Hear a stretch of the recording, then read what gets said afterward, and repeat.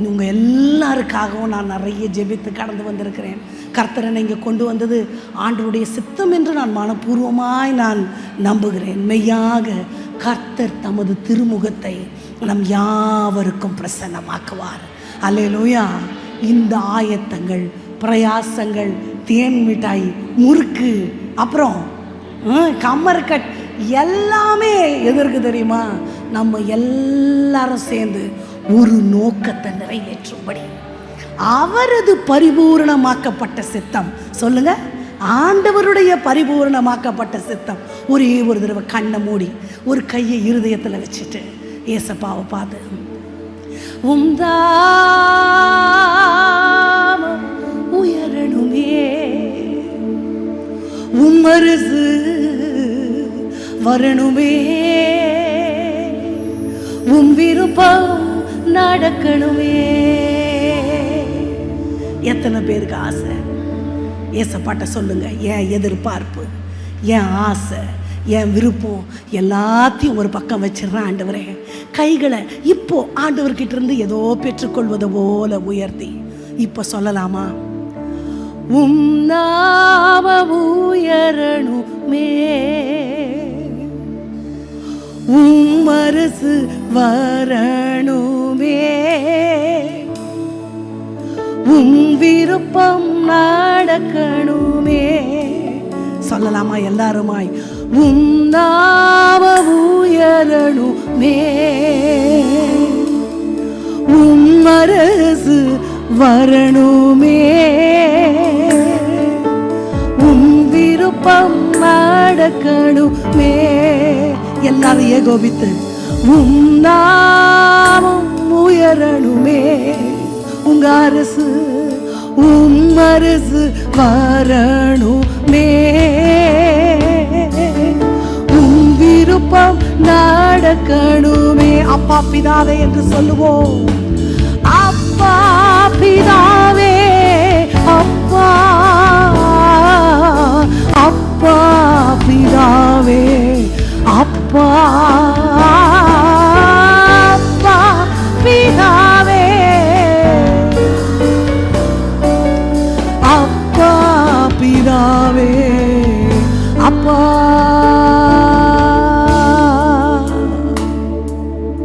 மனுஷனோடு கூட உறவாடுகிற தெய்வம், தம்முடைய திருவுள சித்தத்தை மனுஷனுக்கு வெளிப்படுத்துகிற தெய்வம், எங்கள் மத்தியில உலாவுகிறவர், வஸ்திர தொங்கலால் இந்த ஆலயம் முழுவதும் நிரப்பப்பட்டிருக்கிற இந்த காலை வேளைக்காக நன்றி செலுத்துகிறோம்.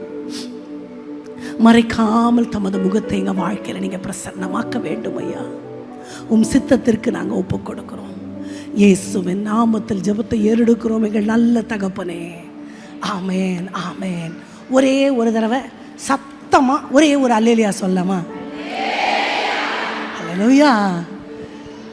இப்போ இதற்கு முன்பாக நடந்த எல்லா ஆராதனைகள், சாட்சிகள் எல்லாவற்றையும் அப்படியே நம்ம மனசுக்குள்ளே வச்சிருக்கிறோம். இப்போ நம்ம ஒரு பகுதிக்குள்ளே கடந்து போகிறோம். பாஸ்டர் சொன்னாங்க, அவர் கேள்வி கேட்பாருங்க, நானே கேள்வி கேட்பேன். நீங்கள் தப்பு தப்பாக சொன்னாலும் ஃபுல் மார்க் தருவேன், ஆனால் பதில் சொல்லணும். பதில் மட்டும் சொன்னால் போதும். ஓகே, நம்ம எல்லாம் வேதத்தை திறந்து ஒரு வசனத்தை வாசிக்கலாம். பவுலடியார் ரோமருக்கு எழுதுகிற அந்த நிருபத்தில் 12வது அதிகாரத்தை திருப்பிக் கொள்ளலாம். முதல் வசனத்தை வாசிக்கலாமா? அப்படி இருக்க சூப்பர், படிங்க.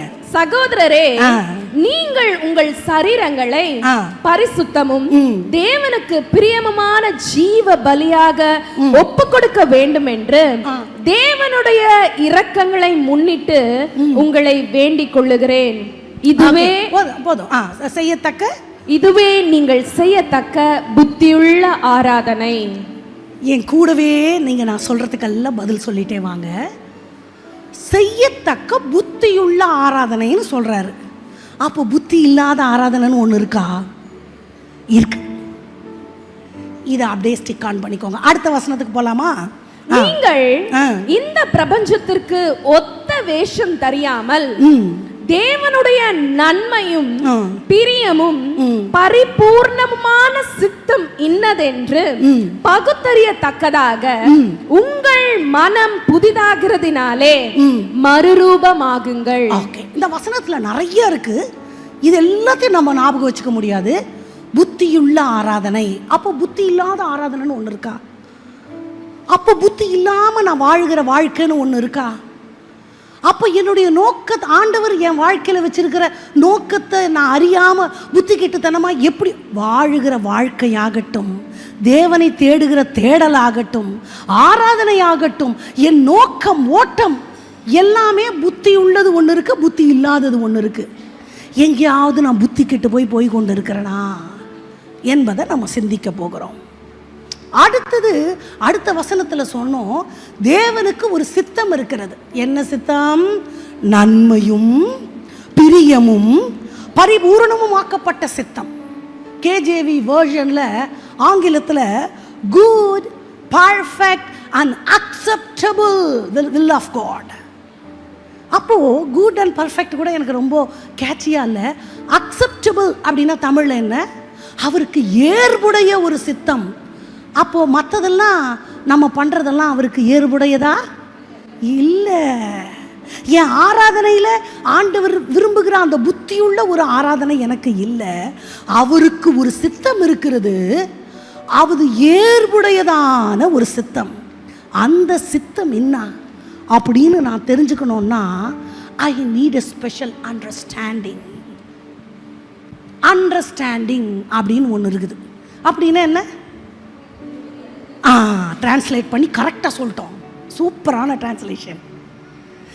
புரிந்து கொள்றது ஈஸியா, தப்பா புரிஞ்சுக்கிறது ஈஸியா?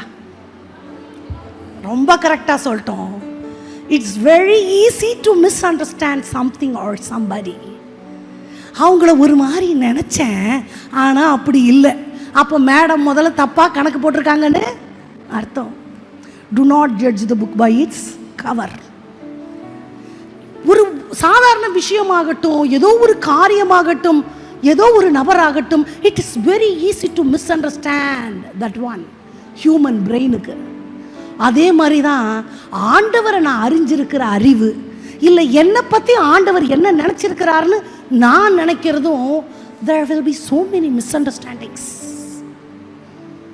அவரது பரிபூரணமாக்கப்பட்ட சித்தம் இன்னதென்று நான் பகுத்தறியணும்னா அதுக்கு ஒரு இன்டெலிஜென்ஸ் எனக்கு வேணும். அந்த இன்டெலிஜென்ஸ் எப்படி வரும் தெரியுமா? மனம் புதிதாகிறதுனாலே மறுரூபமாக்கப்படுதல்ன்றது ஒரு ஐ ஓப்பனிங். கண் திறக்கப்பட்டவன் விளம்புகிறது எப்படி தெரியுமா இருக்கும்? ஏற்கனவே எழுதி வச்ச லிரிக்ஸ் மாதிரி இருக்காது, ஏற்கனவே எனக்கு உரைக்கப்பட்டதா இருக்காது, எனது முன்னோர்கள் எனக்கு கற்பிக்கப்பட்டதா மட்டும் கூட இருக்காது.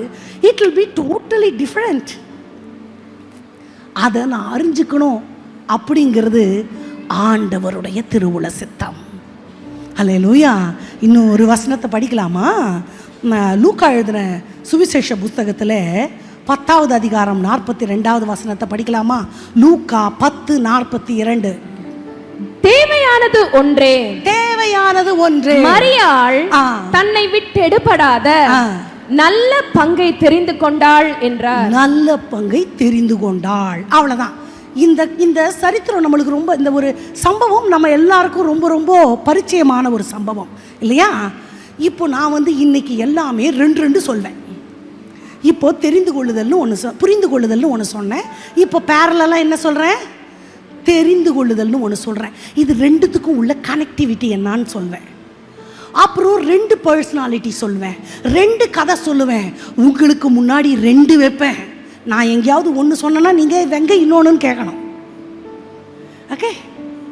அப்போது தெரிந்தெடுத்தல் போது 2 இருக்குன்னா which one I'm going to select இல்லையா? ஒன்றே ஒன்று இருந்தால் வித்தவுட் எனி ஆப்ஷன் அதை பிக் பண்ணிக்குவோம். நிறைய 2 அல்லது அதற்கு மேற்பட்டது இருக்கும் பொழுது இந்த செலெக்ஷனுக்கும் அண்டர்ஸ்டாண்டிங்க்கும் there is a கனெக்டிவிட்டின்னு சொன்னேன்னா அது என்ன கனெக்டிவிட்டி? அண்டர்ஸ்டாண்டுனா புரிந்து கொள்ளுதல், தெரிந்து கொள்ளுதல்னா செலக்ட் பண்ணுறது. இதில் என்ன நான் புரிந்து கொள்ள வேண்டியது இருக்கிறது?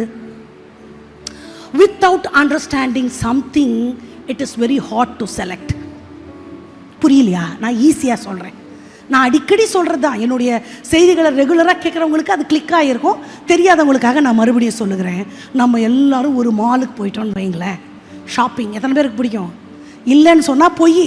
பெண்களுக்கு கண்டிப்பாக பிடிக்கும். போயிட்டோம். அங்கே வந்து ஒரு பாக்ஸ் மாதிரி ஸ்கொயராக வெல் பேக்டு ஒன்று இருக்குது. நம்மளுக்கு அது என்னான்னு தெரியாது. நம்ம என்ன பண்ணுவோம்? நாங்கள் இருக்கிற அட்டண்டர்ஸ் யாரையாவது கூப்பிட்டு, may I know what is this? அவங்க சொல்கிறாங்கன்னு வைங்க, இது வந்து ஒரு இம்போர்ட்டட் குக்கீஸ், இல்லை ஆர்கானிக் பொருட்களால் நிறைந்த ஒரு கெமிக்கல் இல்லாத ஒரு குக்கீஸ்.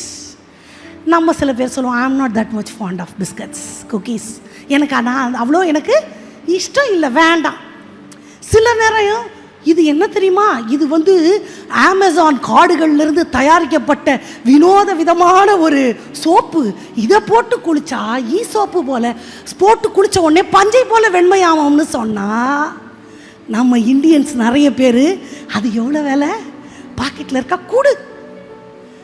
ஸோ ஒரு என்கொயர் பண்ணி we need an understanding, clear picture about that one. அதை பற்றி ஒரு புரிந்தல் வந்தாதான் இது என்னோட பேஸ்கெட்டுக்கு வேணுமா வேண்டாமான்றதை நாம் தீர்மானிக்கிறோம். அப்போது திருஷ்டாந்தங்கள் நமக்கு கொடுக்கப்படும் பொழுது அது புரியலைன்னா நம்ம அது நமக்கு வேணும்னே நமக்கு அது ஏதோ ஒன்று கிடக்குது, அது எதாக இருந்தால் நமக்கு என்ன, போயிட்டே இருப்போம். பிகாஸ் அதை பற்றி நம்மளுக்கு தெரியாது. அதை பற்றி தெரிஞ்சு கொண்டா ஒருவேளை இந்த டைம் கையில் காசு இல்லைன்னா கூட காசை சேர்த்து வச்சுன்னு அதே கடையில் கட்டாயமாக போய் நான் வாங்குவேன். ஏன்னா அது என்னன்னு எனக்கு புரிஞ்சிருச்சு. தன்னை விட்டு எடுபடாத ஒரு நல்ல பங்கை பெற்றுக்கொண்ட மரியாளில் இங்கே 2 பேர் இருக்காங்கப்பா. நம்மளுக்கு 2 டூவல் ரெட்டிப்பான சந்தோஷம் இன்னைக்கு அந்த மாதிரி. அப்போது there is a two personalities over here. ஒன்று மார்த்தா, இன்னொன்று மரியாள். நம்ம மனசுக்கு சிலதெல்லாம் ரொம்ப அட்ராக்டிவாக இருக்கும். எப்படி? ரொம்ப பிடிக்கும். சொன்னோடனே சிரிப்பு வந்துடும் நம்மளுக்கு. இதுதான் கடவுளுடைய சித்தம்னு இருக்கும், இதுதான் ஆண்டவர் எனக்கு நியமிச்சதுன்னு இருக்கும் கண்டிப்பாக. ஆனால் ஒரு வசனத்தை ஆண்டவர் பிள்ளைகள் நினைவில் கொள்ள வேண்டும். மனுஷனுக்கு செம்மையாய் தோன்றுகிற வழிகள் உண்டு, அதன் முடிவோ. ஸோ எனக்கு கண்ணுக்கு அழகான காரியத்தில் நின்று கவனிக்கணும்னு சொல்லுவாங்க இல்லையா? ஸோ எனக்கு ரொம்ப அட்ராக்டிவாக இருக்கும்பொழுது நான் ஒரு நிமிஷம் நின்று, இது உமது பரிபூரணமாக்கப்பட்ட சித்தமா, அதை யோசிக்கணும் இல்லையா? இப்போ ஒரு கேள்வி கேட்குறேன். ஜாலியாக கதை பேசின்னு உட்கார்ந்துருக்கிறது ஈஸியா, கிச்சனில் போய் சமைக்கிறது ஈஸியா? கதை பேசுறது தான் ஈஸி. நமக்கு சமைக்க தெரியும், ஆனால் அது கஷ்டம். அதை காட்டிலும் லகுவானது ஜாலியாக கதை பேசுறது. இந்த மார்த்தாள் மரியாளுடைய வாழ்க்கையில், மார்த்தாள் மரியாள் லாசரு ஒரு குடும்பம். அங்கே அம்மா அப்பா இல்லாத மாதிரி பைபிளில் இருக்குது. ஏசப்பா ரெகுலராக அந்த குடும்பத்தை வந்து ஒரு சொந்தக்கார மாதிரி அவங்களிடத்துல போகிறத நம்ம பார்க்குறோம். போகும் பொழுது எங்கெல்லாம் அந்த குடும்பத்தோட ஆண்டவர் வந்து இன்ட்ராக்ட் ஆகிறாரோ அப்பெல்லாம் முதல்ல யார் தீர்மானிப்பா? மார்த்தாள். உங்களுக்கு நிறைய வசனங்களை நான் சொல்ல முடியும், நோட் பண்ணிக்கோங்க. 10:38 பார்த்தோம்னா, 10வது லூக்கா 10:38 மட்டும் படிக்கலாமே. பின்பு அவர்கள் பிரயாணமாய் போகையில் அவர் ஒரு கிராமத்தில் பிரவேசித்தார். இயேசு கிறிஸ்து ஒரு கிராமத்துக்குள்ள பிரவேசிக்கிறார். அங்கே மார்த்தாள் என்னும் பெயர் கொண்ட ஒரு ஸ்திரீ அவரை தன் வீட்டிலே ஏற்றுக்கொண்டாள். இயேசு கிறிஸ்துவுக்கு முதல் இன்விடேஷன் கொடுத்து டோர் ஓபன் பண்ணி உள்ள கூப்பிட்டது 3 பேர்ல யார் தான்? மார்த்தாள். லாசரு மரித்த பிறகு நீங்கள் வீட்டில் போய் யோவான் 11:18 அப்புறம் நீங்கள் படித்து கொள்ளுங்கள். மார்த்தாள் இயேசுவின் இடத்துல ஓடி வந்து, மார்த்தாள் தான் ஓடி போய் மரியாளுக்கு சொல்வா, இயேசுக்கு ரபி வந்திருக்கிறார், போதகர் வந்திருக்கிறார், நீ வீட்டில் உட்கார்ந்துருக்கிறிய. மார்த்தாள் ஆண்டவரை நோக்கி. ஸோ ஆண்டவருக்கு வந்து எல்லாத்துலேயும் முதலிடம் கொடுத்து உள்ள அழைச்சிட்டு வந்தது யார் தான்? மார்த்தாள். பல வேலைகளை செஞ்சு கஷ்டப்படுகிறது யார் தான்? அங்கே நம்ம சும்மா படிக்கிறோம், அநேக வேலையை குறித்து கவலைப்பட்டு கலங்கினா உமக்கு கவலை இல்லையான்னு. என்ன நடந்திருக்கும்னு நான் சொல்கிறேன். கூட்டிகிட்டு வந்துட்டாங்க கெஸ்ட்டை. இந்த அம்மா இந்த மேடம் என்ன பண்ணிட்டாங்க, போய் உட்காந்து ஒரே கதை, அவ்வளோ பாசம், பேசு பேசு பேசுன்னு பேசிகிட்டே இருக்கிறாங்க. இவங்க ஒருவேளை மூத்தவங்களாக இருப்பாங்களோன்னு எனக்கு தோணுது. மார்த்தாள் கொஞ்சம் பொறுப்பு. கெஸ்ட்டு வந்திருக்கிறாங்க, கெஸ்ட்டுக்கு என்ன பண்ணோம், விருந்தோம்பல், சாப்பாடு கொடுக்கணும்ல. போய் பார்த்தா காய் இல்லை, கடைக்கு போயிட்டு வந்தாங்க. போய் பார்த்தா அது இல்லை, தண்ணி இல்லை, எத்தனை டென்ஷன். மரியாள் அது எங்க, நீ கொஞ்சம் இருன்ட்டு இந்த அம்மா பேசிகிட்டே இருந்திருப்பாங்க. என்னோட கற்பனை. மரியா இது கொஞ்சம் வெட்டி தெரியா, கொஞ்சம் இரு, பேசிகிட்டே இருந்திருப்பாங்க. 2 தடவை கத்தி பார்ப்பாங்க, 3 தடவை கட்டி பார்த்துருப்பாங்க, ஒரு குண்டானை எடுத்து டமார்னு போட்டிருப்பாங்க.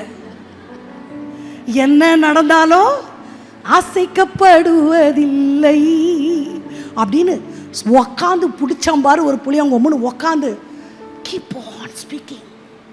ஆண்டவரோட பேசிக்கொண்டே பேசிக்கொண்டே பேசிக்கொண்டே. பேசுறதுக்கு காசு வேணுமா, அது பெண்களுக்கு சொல்லவே வேண்டாம். யாருக்காவது பேசி வாய் வலிச்சிருக்கா, வேலை செஞ்சு இடுப்பு வலிக்கும், நடந்து கால் வலிக்கும், பேசி மட்டும் வாயோ நாக்கோ நம்மளுக்கு வலிக்கவே வலிக்காது. So very easy thing she has been doing. இவங்க வேலை செஞ்சு பொறுத்தது போதும், பொங்கி எழுன்னு வந்து மரியாளாவது ஒன்றாவது ஆண்டவர்கிட்டயே, நான் எவ்வளோ கஷ்டப்படுறேன், நீங்கள் கொஞ்சம் அவளுக்கு புத்தி சொல்லக்கூடாதா? யாருக்கு தான் சப்போர்ட் பண்ணியிருக்கணும். நீ கதை பேசுனது போதும் அம்மா, உங்கள் அக்கா பாரு டென்ஷன் ஆகிட்டு இருக்கிறா, போய் ஏதாவது செய், நானும் பசியாக இருக்கிறேன் கொஞ்சம் சாப்பிட்றேன்னு சொல்லாமல் ஜாலியாக உட்காந்துருக்கிறவங்களுக்கு ஆண்டவர் சப்போர்ட் பண்ணுறார். சம்திங் இஸ் வியர்ட் இல்லை? மனுஷனுக்கு செம்மையாய் தோன்றுகிறது வேறு, ஆண்டவருடைய திருவுள சித்தம் என்பது வேறு. அந்த திருவுள சித்தத்தை அறிந்து கொள்வது தான் ஒரு விசேஷித்த பாக்கியம்.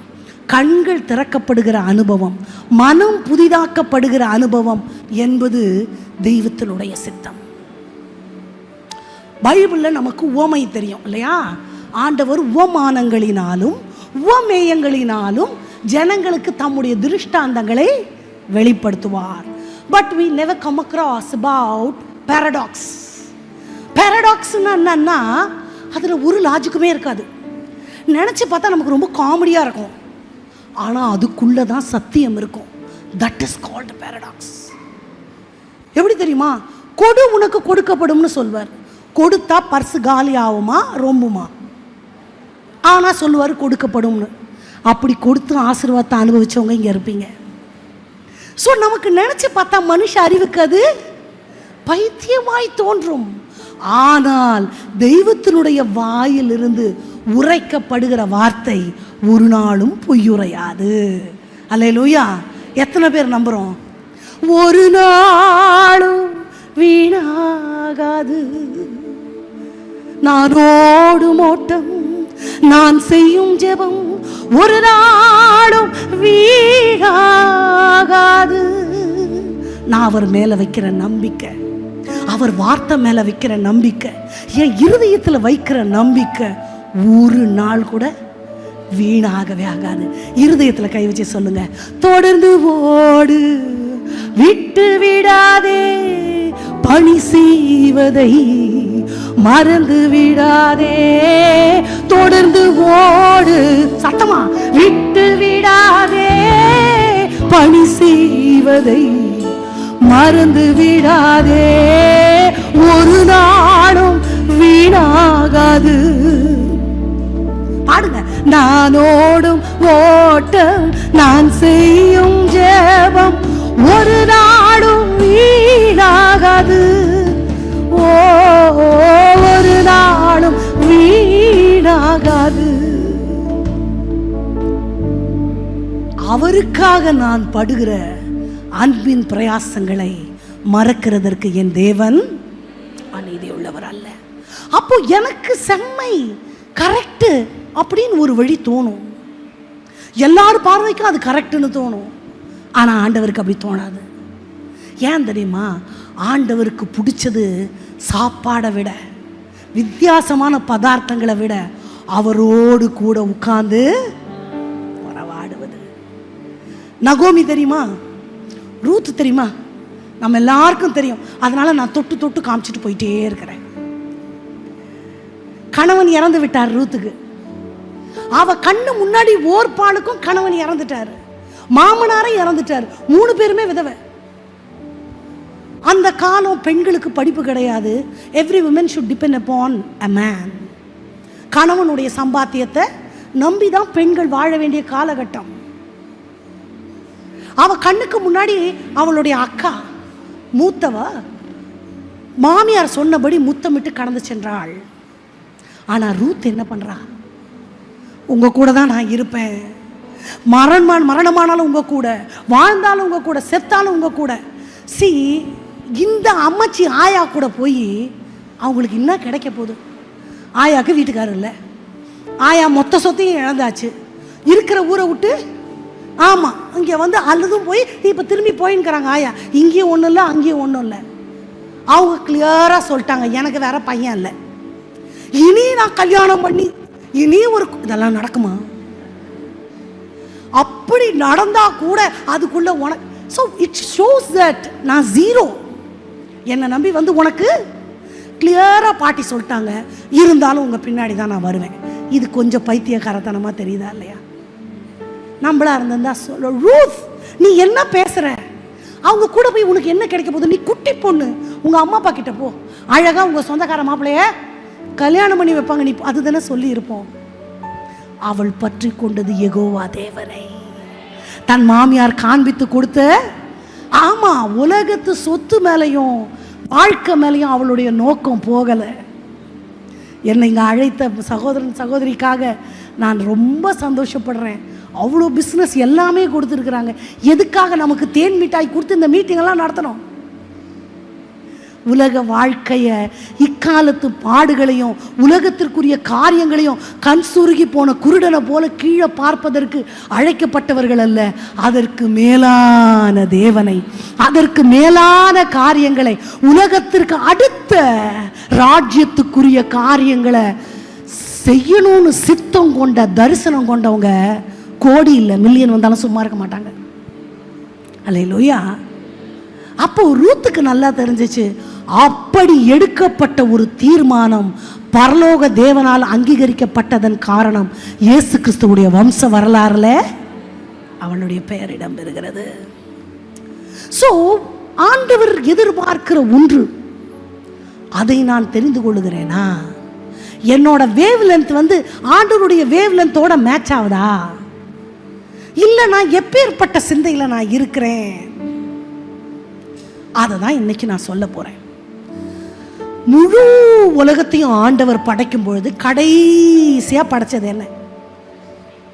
பெண். சூப்பரா ஒருத்தவங்க சொன்னாங்க, final creation is women, perfect creation is women. அதுக்கு மேல ஒன்ன பர்ஃபெக்டா, அழகா, எக்ஸலண்டா படைக்கவே முடியாதுன்னு படைப்பு நிறுத்தப்பட்டது. இவ்வளோ சொல்ற கை தட்ட மாட்டீங்களா? போங்க, உங்க கூட எல்லாம் டூ. உங்களை பர்ஃபெக்ட்னு சொல்கிறேன், எவ்வளோ சொல்கிறேன், ஒரு சிரிச்சா மட்டும் போதுமா? ஏஸ் ஐயாம்னு கை தட்ட வேண்டாமா? இனிமே அப்படி சொன்னால் கை தட்டுங்க. ஓகே, அப்படி ஒன்றை ஆண்டவர் படைக்கிறார். அப்படி பார்த்து பார்த்து படைக்கப்பட்ட ஒரு பெண் இனம். ஆண்டவருக்கு யாரை ரொம்ப பிடிக்கும்னா நான் சொல்லுவேன் பெண்களை தான் பிடிக்கும். ஆமென். வீட்டில் பொண்ணு ஒன்று பையன் ஒன்று இருக்கிற அம்மா அப்பாங்களுக்கு தெரியும், இந்த பொண்ணு வந்து எங்கே போவோம்? அப்பா கிட்டே தான் போவோம். அதுக்கு சமைக்கிறது, தலை சீவுறது எல்லாம் யாரு? பையன் தான் அம்மா கிட்ட இருப்பான். நான் நம்புகிறேன் ஏசப்பாக்கு கூட இந்த பெண்கள் அவங்க எல்லாம் தான் ரொம்ப இஷ்டம். புரிஞ்சவங்க கை தட்டுறாங்கப்பா, சாமர்த்தியம். ஸோ இந்த பெண் குலத்தை குறித்து உலகமும் மனிதர்களும் என்ன சொல்கிறார்கள்? சாத்தான் என்ன நினைக்கிறான்? அதெல்லாம் விட்டுருங்க. முதல்ல what understanding I have about my self, நான் என்ன புரிந்து வைத்திருக்கிறேன்? ஃபைனல் ஆனா உறுதியான கடைசியான தெய்வத்தினுடைய திட்டம் என்ன? அந்த திட்டத்தை புரிஞ்ச பிறகு அந்த திட்டத்துக்குள்ள வரப்போறனா இல்லையா அப்படிங்கிறது உங்க option. Now the ball is on your court, you have to decide. புரிஞ்சுக்கிட்டா தானே தெரிஞ்சு கொள்ள முடியும்னு சொன்னேன். உங்களுக்கு நான் புரிய வச்சிருவேன். தெரிந்து கொள்வது உங்கள் கைகளிலே. அப்புறம் நியாய தீர்ப்பு நாளில் ஏசப்பா எனக்கு தெரியாதுன்னா, அதான் கோயம்புத்தூர்லேருந்து ஒரு அம்மாவை அனுப்புனல்ல, ஏன் தெரியாதுன்னு சொல்கிறேன்னு ஏசப்பா உங்களை தான் கணக்கு கேட்பார். அல்லேலூயா. ஆண்டவருடைய படைப்பில் உன்னதமான அழகான தேவனுக்கு பிரியமான ஒரு படைப்பு பெண்ணினம். எப்படி நான் சொல்கிறேன்னா, நீங்கள் உங்களுக்கு வசனம் தெரியுன்றதுனால நான் டக்குன்னு சொல்லிட்டு போகிறேன். புத்தி உள்ள ஸ்திரீ புத்தி இல்லாதவள். அப்போ கட்டவும் முடியும், அப்போ ஆவதும் பெண்ணாலே அழிவதும் பெண்ணாலே அவங்க சொன்னது தப்பு இல்லை தானே? ஆண்களுக்கு அவங்க அலங்கத்தை கட்டலாம், ராஜ்யங்களை கட்டலாம், அரண்மனைகளை கட்டலாம், நியாய பிரமாணங்களை பெயர்த்து எழுதலாம். They can to this and that. ஆனால் ஒரு குடும்பத்தை மட்டும் கட்டுகிற உன்னதமான கடினமான ஒரு பொறுப்பை ஆண்டவர் பெண் கையில் தான் கொடுத்துருக்கார். அல்லேலூயா. எஸ், கை தட்டுங்க.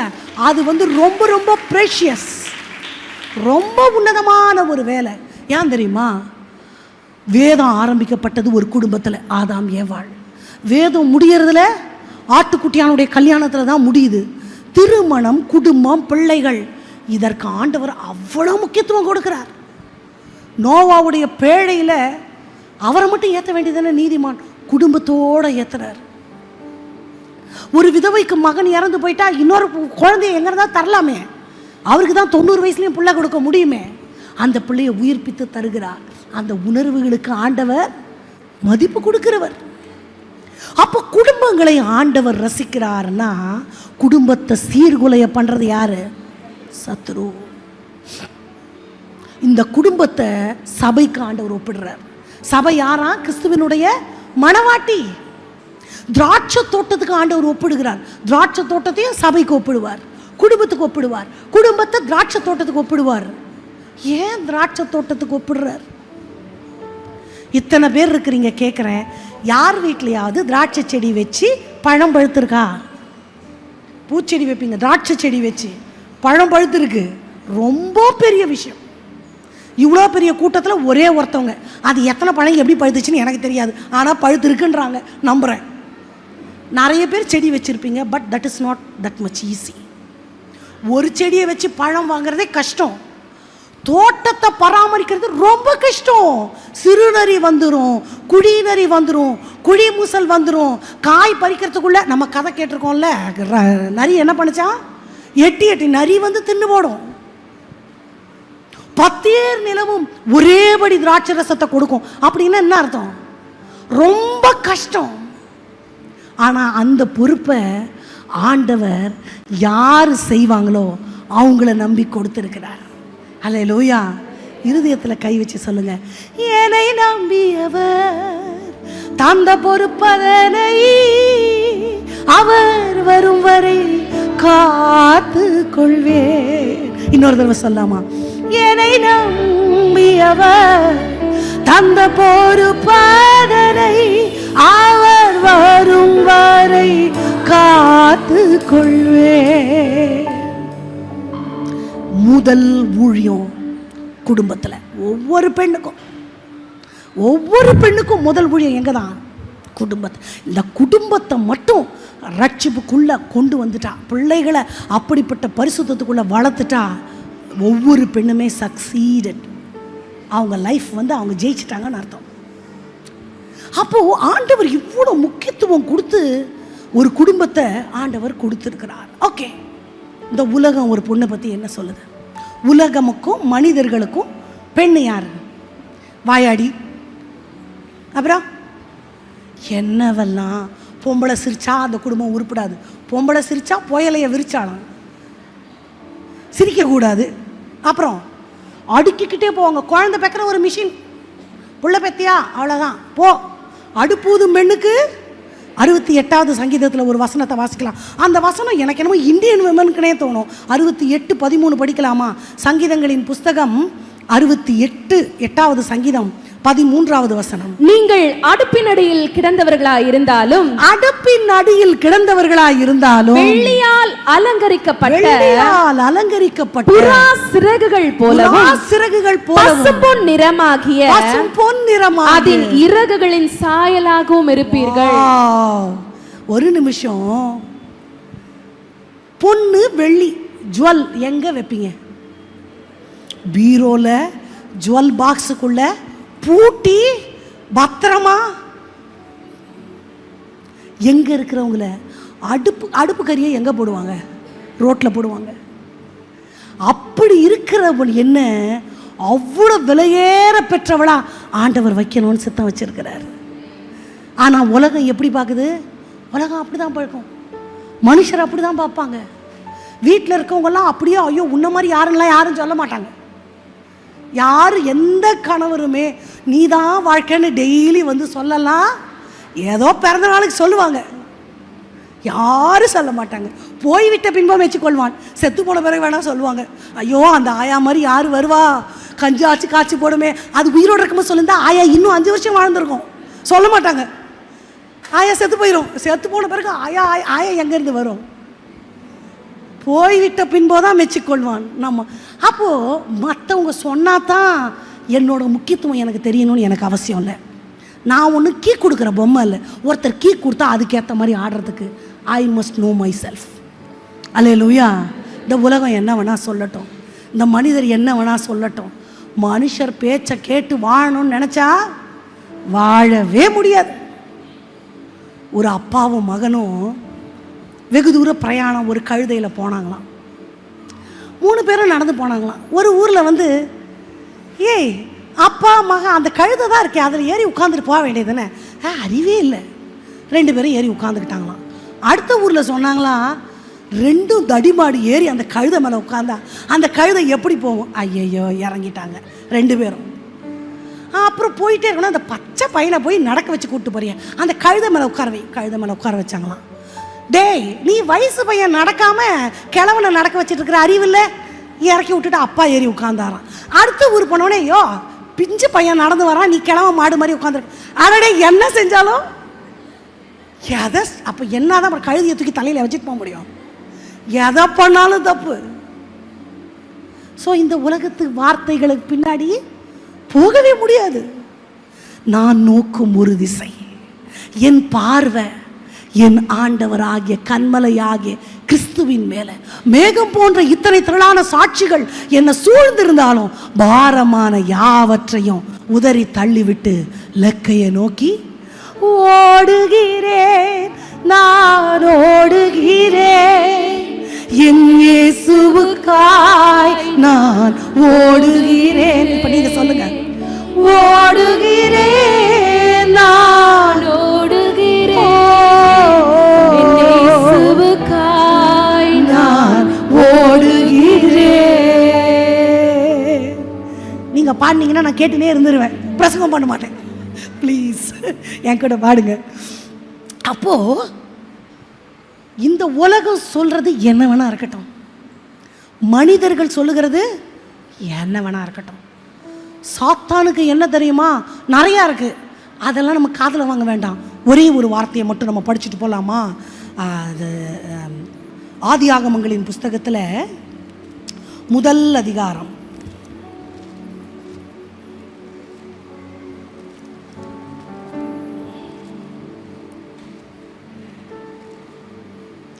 உன் வித்துக்கும் அவள் வித்துக்கும் பகையை உண்டாக்குவேன்.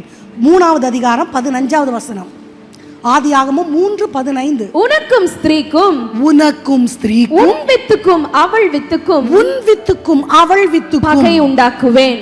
ஒரு நிமிஷம். பிசாசுக்கும் பெண்ணுக்கும் பகை எங்க ஆரம்பிச்சிச்சு? ஆதியாகமத்திலே ஆரம்பிச்சிருச்சு. இப்ப வரைக்கும் நான் சொன்னேன் ஆண்டவருக்கு ரொம்ப பிடிச்சவங்க யார் தானே? அப்போ ஆண்டவருக்கு பிடிச்சவங்க யாருக்கு எதிரி? கரெக்டா கால்குலேஷன்? ஆமாம். அப்போ பிசாசுக்கு ஒருத்தரை பிடிக்காது இந்த உலகத்துலன்னா யாரை தான்? பெண்ணை தான்.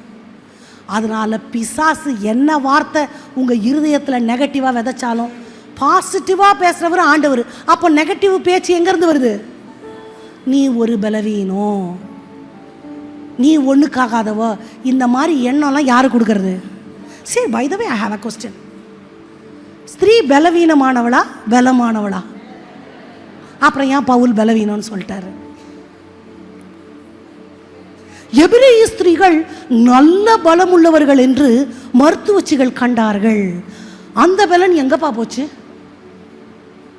பவுல் ரொம்ப அழகா சொல்வார், மனைவியானவள் பலவீன பாண்டம். பெண்ணு ஸ்ட்ராங் தான். பெண்ணு மாதிரி ஒரு ஸ்ட்ராங்கு எதுவுமே இல்லை, பயங்கர ஸ்ட்ராங். ஆனால் மனைவி ஆனதுக்கப்புறம் அவளுக்கு சைக்காலஜிக்கலி இல்லைன்னா ஒரு சென்டிமெண்டலி ஒரு வீக்னஸ் வந்துடுது. அதைத்தான் சொல்கிறாரு. மனைவி ஆன பிறகு தான் விமன் கொஞ்சம் வீக் ஆகுறாங்க. ஆமாம் தானே? நிறையா பேர் சிரிக்கிறீங்க.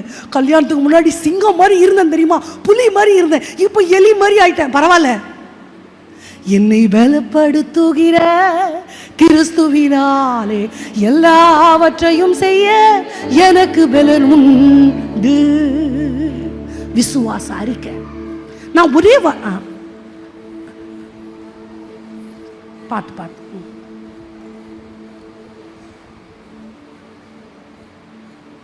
ஓகே, பத்திரமா போயிட்டாங்க.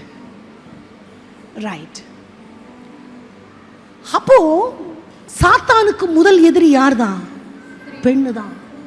பெண்ணுக்கு வருகிற வியாதிகள், பெண்ணுக்கு வருகிற முடக்கங்கள், கலாச்சார கட்டுகள், இது எல்லாவற்றினுடைய பின்னணியும் பிசாசு. சாத்தானின் முதல் எதிரி பெண்ணுன்னு நான் ஒரு செய்தி பேசியிருக்கிறேன். அதில் முழு வரலாறு நான் சொல்லியிருக்கிறேன், பெண்ணுடைய வரலாறு. காலாகாலமாய் பெண்கள் பட்ட கஷ்டங்கள், அவர்களுக்கு இழைக்கப்பட்ட அநீதிகள், சரீர ரீதியாக மன ரீதியாக எப்படியெல்லாம் பெண்களை இந்தியாவில் மட்டும் இல்லை, எல்லா கலாச்சாரத்துலேயும் அந்த ஒடுக்குதல்லாம் இருந்திருக்கு. அறிவு வளர வளர சீக்கிரம், எங்கெல்லாம் சீக்கிரம் அறிவு வளர்ந்துச்சோ அங்கே சீக்கிரம் மாற்றம் வந்துச்சு. அறிவு வளராத இடத்துல முட்டாளாக தான் இருக்கிறாங்க. முட்டாள்னு சொன்ன தப்பு இல்லை. அப்போது பெண்ணுடைய எதிரி யார் தான்? அப்போ எதிரியே எப்படி இருக்கணும்னு பிசாசை டிசைன் பண்ணி வச்சிருப்பான். அந்த டிசைன் படி நீங்களும் நானும் இருக்கக்கூடாது. நம்ம யாரு கூட நிற்கணும்? ஆண்டவரோட. Okay, right.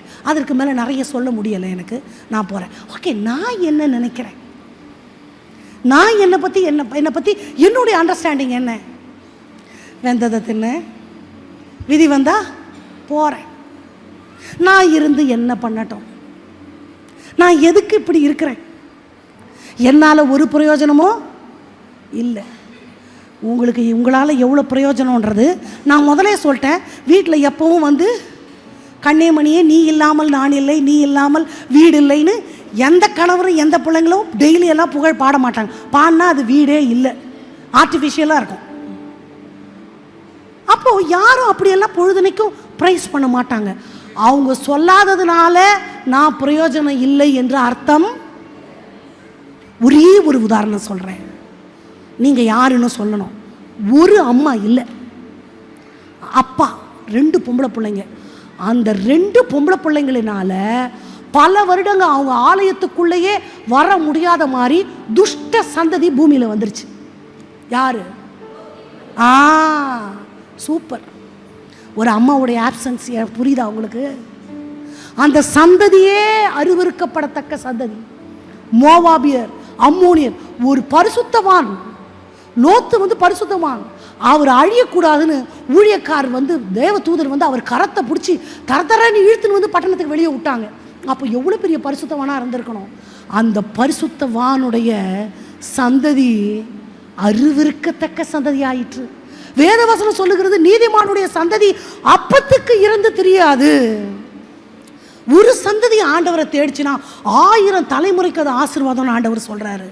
ஆனா இந்த பரிசுத்தமானுடைய சந்ததி தெய்வம் அருவருக்கிற சபிக்கப்பட்ட சந்ததியா போனதுக்கு ஒரு அம்மா இல்லாதது தான் காரணம். நீங்க நினைக்கிறீங்களா நான் வேஸ்ட்னு? அது பிசாசு கொடுக்குற எண்ணம். நீங்க இல்லைன்னா உங்க குடும்பம் இல்லை, நீங்க இல்லைன்னா உங்க பிள்ளைங்க சோர மார்க்கமாய் போவார்கள். நீங்க இல்லைன்னா உங்க கணவருக்கு உங்க அருமை ஒருவேளை தெரியாம இருக்கலாம், இல்ல தெரிஞ்சாலும் அவர் சொல்லாம இருக்கலாம். அவர் ஒன்றுமில்லாமல் போய்விடுவார்.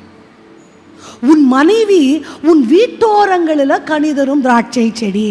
அது என்ன? வீட்டு ஓரம். வீட்டு ஓரத்தில் தான் வேலி இருக்கும். இப்போன்னா காம்பவுண்ட் செவரு இருக்கும். ஆமாவா? காம்பவுண்ட் சரியான நடு வீட்டில் கட்டுவோமா? கண்டிப்பாக இல்லை. What does it mean? மனைவி தான் பாதுகாப்பு அந்த குடும்பத்துக்கு. உங்க முழங்கால் தான் உங்க குடும்பத்தை பாதுகாக்கும். வேதத்தை மறுபடியும் 2க்கு வரேன். 2 மனைவி இருந்தாங்க ஒரு தேவ மனுஷனுக்கு. அன்னாள், நிறைய பேர் இருக்கிறாங்க, நான் அன்னாள் பெனினாள் சொல்கிறேன். யாக்கோபு ரேச்சலும் தான். அன்னாள் பெனினாளுக்கு நான் வரேன். அன்னாள் பெனினாள் 2 பேர் இருந்தாங்க. அன்னாள்னா கிருபை பெற்றவள்னு அர்த்தமா. பெனினாள்னா விலையேற பெற்றவள், விலையேற பெற்ற கல், முத்துன்னு அர்த்தமா. Here I have a question. கிருபை பெருசுதான், விலையேற பெற்றவள்ன்றதும் நல்லது தான். எது மனுஷ கண்ணுக்கு அட்ராக்டிவாக இருக்கும்? கண்டிப்பா விலையேற பெற்றவள். she will be more attractive than the other one. கிருபை வெளியே தெரியாது, ஆனால் அதுக்கு ஆழம் ஜாஸ்தி. அதோட வேறு ரொம்ப ஸ்ட்ராங்காக போவோம். ஆஃப்கோர்ஸ் பெனினாளுக்கு 10 பிள்ளை, வயிறார பிள்ளை பெற்றவள், ஆசீர்வதிக்கப்பட்டவள். யூத கலாச்சாரத்தில் ஒரு பொண்ணுக்கு பிள்ளை இல்லைன்னா அவள் சபிக்கப்பட்டவள், ஊரை விட்டு ஒதுக்கி வைப்பாங்க. 10 வருஷம் வெயிட் பண்ணிவிட்டு அவளுக்கு இன்னொருத்தையை பார்த்து கல்யாணம் பண்ணி வைப்பாங்க. உலகம் அவளை ஏதோ பாவம் செஞ்சவளான்னு நினைக்கும், ஆண்டவர் அவள் கூட இல்லைன்னு நினைக்கும். இன்னைக்கு இப்படிப்பட்ட முட்டாள்தனங்கள் அங்கங்கே இருக்கு. அதை முட்டாள்தனம்னு தான் நான் சொல்லுவேன். வேதத்தில் பிள்ளை பெறாது, இங்கே யாராவது பிள்ளைக்காக காத்திருக்கிறீங்கன்னா நான் சொல்கிறேன், மலடின்ற வார்த்தையை நான் ஒத்துக்க மாட்டேன். வேதத்தில் யாரெல்லாம் பிள்ளை இல்லாமல் இருந்தாங்களோ, மிரியாமை தவிர அத்தனை பேரும் பிள்ளை பெற்றாங்க. வயசு ஒரு விஷயம் அல்ல, பலவீனம் ஒரு விஷயம் அல்ல. கர்த்தர் தமது சித்தத்தை நிறைவேற்றுவதற்கு எதுவுமே காரணம் இல்லை, கட்டாயமாக கொடுப்பார். அதை கால தாமதம் கூட சொல்லக்கூடாது. That would be right time in his sight. Hallelujah. நமக்கு தான் அது தாமதம், ஆண்டவருக்கு அது சரியான நேரம். ஆண்டவர்கிட்ட துரிதப்படுத்துங்கன்னு வேணால் ஜெபம் பண்ணலாம். என்னால் காத்திருக்க முடியலப்பா, கொஞ்சம் சீக்கிரம் பண்ணுங்கன்னு ஜெபம் பண்ணலாம். ஆனால் மலடின்ற வார்த்தையை நான் ஒத்துக்க மாட்டேன், ஆண்டவர் தாமதிக்கிறார்ன்ற வார்த்தையுமே ஒத்துக்க முடியல. கர்த்தர் செய்ய நினைத்தது தடைபடவே படாது, அது நிச்சயமாய் நிறைவேறும். ஆண்டவர் வாயிலிருந்து வர வார்த்தை வில்லிலிருந்து ஒரு அம்பு எப்படி, அது போச்சுன்னா இடையில எங்கேயும் திரும்பாது, குத்திட்டு தான் ரிட்டர்ன் வராது, குத்திடும். அவர் வாயிலிருந்து புறப்படுகிற வார்த்தைகள் தண்டாயுதமாய், அஸ்திராயுதமாய் தான் அனுப்பப்பட்ட நோக்கத்தை நிறைவேற்றாமல் திரும்புவதில்லை. அல்லேலூயா. தட்டலாம், கை தட்டணும்னா தட்டலாம். அப்போ உங்களுக்காக உரைக்கப்பட்ட வார்த்தைகளும் தன்னுடைய நோக்கத்தை நிறைவேற்றாமல் அவரிடத்திற்கு. அப்போ a woman should understand her position. நான் ஒன்றும் இல்லை, நான் உயிரோடு இருந்து என்னத்துக்கு? அந்த மாதிரி யாராவது வார்த்தை சொல்லியிருந்தீங்கன்னா இன்னைக்கு இந்த ஆலயத்தில் ஏசப்பா கிட்ட மன்னிப்பு கேட்டு ஒப்பு கொடுத்துட்டு இனி உயிரோட வாழ்கிற வரைக்கும் அந்த வார்த்தையை நான் சொல்ல மாட்டேன், பொருத்தனை பண்ணிட்டு போகணும். நான் ஏன் இருக்கணும்? இந்த நெகட்டிவான எண்ணங்களெல்லாம் பிசாசால விதைக்கப்படுவது. நீங்கள் இருக்கணும், நீங்கள் வாழணும், இன்னும் நல்லா இருக்கணும், இன்னும் சுகமாக இருக்கணும். வருகை தாமதிக்குமானால் அவரது பரிபூரணமாக்கப்பட்ட சித்தத்துக்கு நீங்கள் உட்படணும். அதுதான் ஆண்டவர் வச்சிருக்கிற திட்டம் உங்களுக்கும் எனக்கும். ஆமாவா? நல்லா தான் கை தட்டலாமே. உமக்காகத்தானே ஐயா, எல்லாரும் சொல்லலாம். நான் உயிர் வாழ்கிறேன் ஐயா, இந்த உடலும் உள்ளமெல்லாம் அன்பர் உமக்காகத்தானே ஐயா, இந்த உடலும் உள்ளமெல்லாம்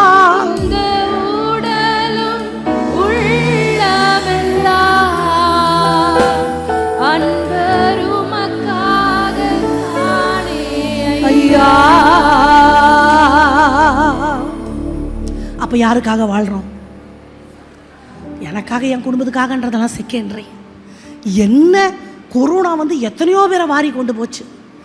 அவங்களெல்லாம் விட நம்ம பலசாலியா? இல்லை. அவங்களெல்லாம் விட பயங்கர இம்யூன் பவரா நமக்கெல்லாம்? இல்லை. ஏன் நாம் மீந்து இருக்கிறோம்? அவர் நினச்சதுனால மீந்து இருக்கிறோம், நம்ம பலத்தினால இல்லை. அல்லேலூயா. அப்போ எனக்கு ஒரு நோக்கம் வைக்கப்பட்டிருக்கு. Okay right. உலகம் என்ன வேணா சொல்லட்டும், பிசாசு என்ன வேணா விதைக்கட்டும், எதிரி எங்கேருந்தே இல்லை, என் மனசுக்குள்ளே இருந்தே எதிரி இருப்பான். நீ எதுக்கு இருக்கிற, உன்னால் என்ன பிரயோஜனம், அடவும் மூஞ்சியை பாரு, போதும் போதும் இந்த மூஞ்சி. so many negatives. எப்பவுமே நினைக்கணும், நெகட்டிவ் எல்லாமே பிசாசு இடத்துலேருந்து தான் வருது. பிசாசு என்னையே ஆயுதமாக பயன்படுத்தி என்னையே கொல்ல நினைக்கிறான். அப்படி தாட்ஸ் வரும்போது உடனே இல்லை ஆண்டவரே உமது சாயலா எல்லாருக்கும் வரத்தான் செய்யும். நான் கண்ணாடி முன்னாடி போய் இந்த மூக்கு இன்னும் கொஞ்சம் நீளமாக இருந்திருக்கலாமே அப்படி தோணும். ஃப்ரேம்குள்ளேயே வரமாட்டோமே, இன்னும் கொஞ்சம் ஒல்லியாக இருக்கலாமே. எதுக்கு சிரிக்கிறீங்க, உங்களுக்கும் அப்படி தோணிடும். நான் என்ன சொல்கிறேன், இக்காலத்து பாடுகள் இனி நம்ம இடத்துல வெளிப்பட போகிற இவைகள் சோர்ந்து போவதற்கல்ல. ஒல்லியாக இருக்கிறவங்கள கேட்டால் நான் எப்போ குண்டாவேன், நான் குண்டாகணும்னு ஜோம் பண்ணுங்க என்கிட்ட வந்து என்ன ஜோம் பண்ணின்னு போவாங்க. எனக்கு எப்படி இருக்கும், நான் அத்தனை டயட் இருந்து ஒரே 1 கிலோ குறைஞ்சிருப்பேன். பாஸ்டர் வந்து பார்த்துட்டு குறைஞ்ச மாதிரியே தெரியலையே, அப்படியா 1 கிலோ குறைஞ்சியா? அப்புறம் அவரே சொல்லுவார், அண்டா தண்ணியில் குண்டா தண்ணி எடுத்தால் தெரியாது. புரிஞ்சவங்க சிரிக்கிறீங்க. அப்போ அவ்வளோ பிரயாசப்பட்டு இவ்வளோண்டு பலனா அப்படின்னு அழுதுட்டு இருப்பேன். பாஸ்டரம்மா இவளுக்கு உடம்பே வர மாட்டேங்குது, கொஞ்சம் என்ன ஜோம் பண்ணி கொடுங்க, உங்கள் ஆசீர்வாதம் வேணும். எனக்கு எப்படி இருக்கும், யாருக்கு எது இல்லையோ அதுதான் அவர்களுக்கான தேவை, அதுதான் அவர்களுக்கான ஆசீர்வாதம். அதனால எது எது இல்லை இல்லை இல்லைன்னு கவலைப்படுறதை விட்டுட்டு எனக்கான நோக்கம் என் ஆண்டவர், எனக்கென ஆண்டவர் நியமித்திருக்கிற பாதை, அதில் அது என்னோட மைண்டை நான் ஸ்டிக் ஆன் பண்ணி ஓடுகிறேன். நான் யாருக்காக, நேசருக்காய் நான் ஓடுகிறேன், ஓடுகிறேன், நான் ஓடுகிறேன், என் நேசருக்காய் நான். 2 கேரக்டர் சொன்னேன், மார்த்தா மரியா சொன்னேன். இன்னொரு அண்ணாலும் பெண்ணினாலும் சொன்னேன். விலையேற பெற்றது கண்ணுக்கு அழகாக இருக்கும், கிருபை அவ்வளோ அட்ராக்டிவாக இருக்காது, கிருபை வெளியே தெரியாது. ஆனால் இன்னைக்கு நம்ம சாமுவேலை பற்றி பேசுகிறோன்னா அந்த கிருபை தான். அந்த அண்ணாள் மற்றவங்க பார்வைக்கு அட்ராக்டிவாக இல்லை, ஆனால் அவள் பெற்றது இந்த 10 பிள்ளையும் அதுக்கு ஈடாகாது. அல்லேலூயா. அப்போது என்னோட வாழ்க்கை எல்லாரும் புகழ்கிற மாதிரி நீ எப்படி இருக்க தெரியுமா, மற்றவங்களெல்லாம் பார்க்கும்போது நம்மளுக்கே நம்ம ஒன்றுக்குமே பிரயோஜனம் இல்லையா அப்படின்னு தோணும். எனக்கும் தோணி இருக்கு. see nobody is accepting me, யாராலையும் ஏற்றுக்கொள்ள. அம்மா ரொம்ப அழகாக சொன்னாங்க, என்னோட இதை கேட்டிருக்காங்கன்னு. அந்த பாட்டி சொன்ன மாதிரி சொல்லி காட்டுட்டா, பாஸ்டர் வரலையோ அப்படின்னா என்ன அர்த்தம், மூஞ்சியை பார்க்கவா நான் வந்தேன், நான் வந்தது பாஸ்டரை பார்க்க, அதுதானே அர்த்தம். அதுக்கு முன்னாடியே நான் இவர்கிட்ட சொன்னேன், அவர்கள் என்னை ஏற்றுக்கொள்ள மாட்டார்கள், அவர்கள் என்னை நம்பார்கள், என் வாக்குக்கு செவி கொடார்கள், உன்னை போல நான் வாக்கில் வல்லவன் அல்ல. எல்லா டைலாக்கும் அவர்கிட்ட அடிச்சுட்டேன். என் பருப்பு அவர்கிட்ட வேகலை. எங்கள் வீட்டுக்காரர் தான் சொல்கிறேன், உன்னை அனுப்புகிறவர் ஆண்டவர் அல்லவா, நீ போ அப்படின்னு சொல்லிட்டார். இப்போ வந்ததும் வராதுமா, முதல் செக்கே பாட்டி இப்படி வச்சா எனக்கு எப்படி இருக்கும், அழுகன்னா அழுக. மொத்த பிரசம் எழுதி வச்சதெல்லாம் எங்கே போச்சோ தெரில, புஷ்ஷுன்னு போச்சு. பாட்டிக்கு புஷ்ஷுன்னு போச்சு, பாஸ்டரை பார்க்காம. பாட்டி வார்த்தை கேட்ட உடனே எனக்கும் மொத்த பேட்டரியும் அவுட்டாக போயிடுச்சு. 1/2 மணி நேரம் பிரசங்கம் பண்ணணும், 5 பக்கம் எழுதி வச்சு 5 நிமிஷத்தில் பேசி முடிச்சுட்டு வந்துட்டேன். பேச முடியல. போய் எனக்கு ஒரே புகலிடம் எங்கள் வீட்டுக்கார். சொன்னல பாட்டி ஒரு எதிர்பார்ப்பு, ஏன் பாட்டி வாய் வச்சுட்டு சும்மா இருக்க மாட்டீங்க அப்படின்னு கேட்பாருன்னு. அவர் கேட்டாரா, எனக்கு தான் திட்டு விழுந்துச்சு. உனக்கு அறிவு இருக்கா, அவங்க சொன்னாங்க இவங்க சொன்னாங்கன்னு மூஞ்ச தூக்கிக்கிட்டீங்கன்னா நீ ஆண்டவர் சித்தத்தை செய்யவே முடியாது. அன்னைக்கு எனக்கு கசப்பாக இருந்துச்சு. இவர் என்ன வீட்டுக்காரர், நம்ம ஃபீலிங்கு புரியலையே அப்படி தோணுச்சு. அப்புறம் புரிஞ்சு போச்சு, அவர் கரெக்டாக தான் இருக்கிறாரு, மாற வேண்டியது யார் தான், நான் தான். ஆண்டவர் பிள்ளைகளுக்கு சொல்கிறேன், ஆண்டவர் சித்தத்தை செய்யணும்னு தீர்மானிக்கும் பொழுது நம்ம மனசே வந்து உனக்கு இதெல்லாம் தேவையானு தோணும். அதுக்குன்னே ஏவப்பட்டவங்க முன்னால் வந்து மூஞ்சு முன்னாடி நின்றுட்டு இது என்ன வேலைன்னு கேட்பாங்க. உடனே ரெட் கார்பெட்டெல்லாம் யாரும் விரிக்க மாட்டாங்க. அதுக்காக நான் சோர்ந்து போக வேண்டியதில்லை. நான் என்ன கீழே பண்ணது ஆண்டவர், அவருக்காக நான் போகிறேன், போயிட்டே இருப்பேன் போயிட்டே இருப்பேன் போயிட்டே இருப்பேன். ஒரு நாள் ஆண்டவர் காட்டுவார், திஸ் இஸ் யோர் வே, இதுக்காக தான் நான் உன்னை அழைச்சேன், இதுக்காக தான் உன்னை நியமிச்சிருக்கிறேன், நீ போகிறது சரின்னு அன்னைக்கு ஆண்டவர் சொல்லும் பொழுது இருதயம் நன்றியால் நிறைஞ்சு மாலை மாலையாக கண்ணில் கண்ணீர் வரும். அல்லேலூயா. ஏன் இதெல்லாம் சொல்கிறேன்னா, உங்களுக்கும் எனக்கும் ரெண்டு சொன்னேன் இல்லையா? என்னென்ன சொன்னேன்? மார்த்தாள் மரியாள் சொன்னேன், அண்ணா பெனினாள் சொன்னேன், தெரிந்து கொள்ளுதலும் புரிந்து கொள்ளுதலும் சொன்னேன். அதே மாதிரி 2 கதை சொல்லுவேன்னு சொன்னேன்ல. கதை பிடிக்கும்ல, 2 கதை சொல்கிறேன். கதை 1, சர்க்கஸ் பார்த்துருக்கோம் இல்லையா? சர்க்கஸில் நம்மளுக்கு ரொம்ப பிடிச்ச மிருகம் எதுன்னா யானை. யானையை நம்ம எல்லாருக்குமே ரொம்ப பிடிக்கும். ஏன்னா ரொம்ப பெருசாக இருக்கும், அது பண்ணுறது எல்லாமே வினோதமாக இருக்கும். 100 தடவை யானையை பார்த்தாலும் 101ஆவது தடவை வாசலில் யானை வந்துச்சுன்னா போய் எட்டி பார்ப்போம். ஆமாவா? நம்மளுக்கு ஒரு க்யூரியஸ்.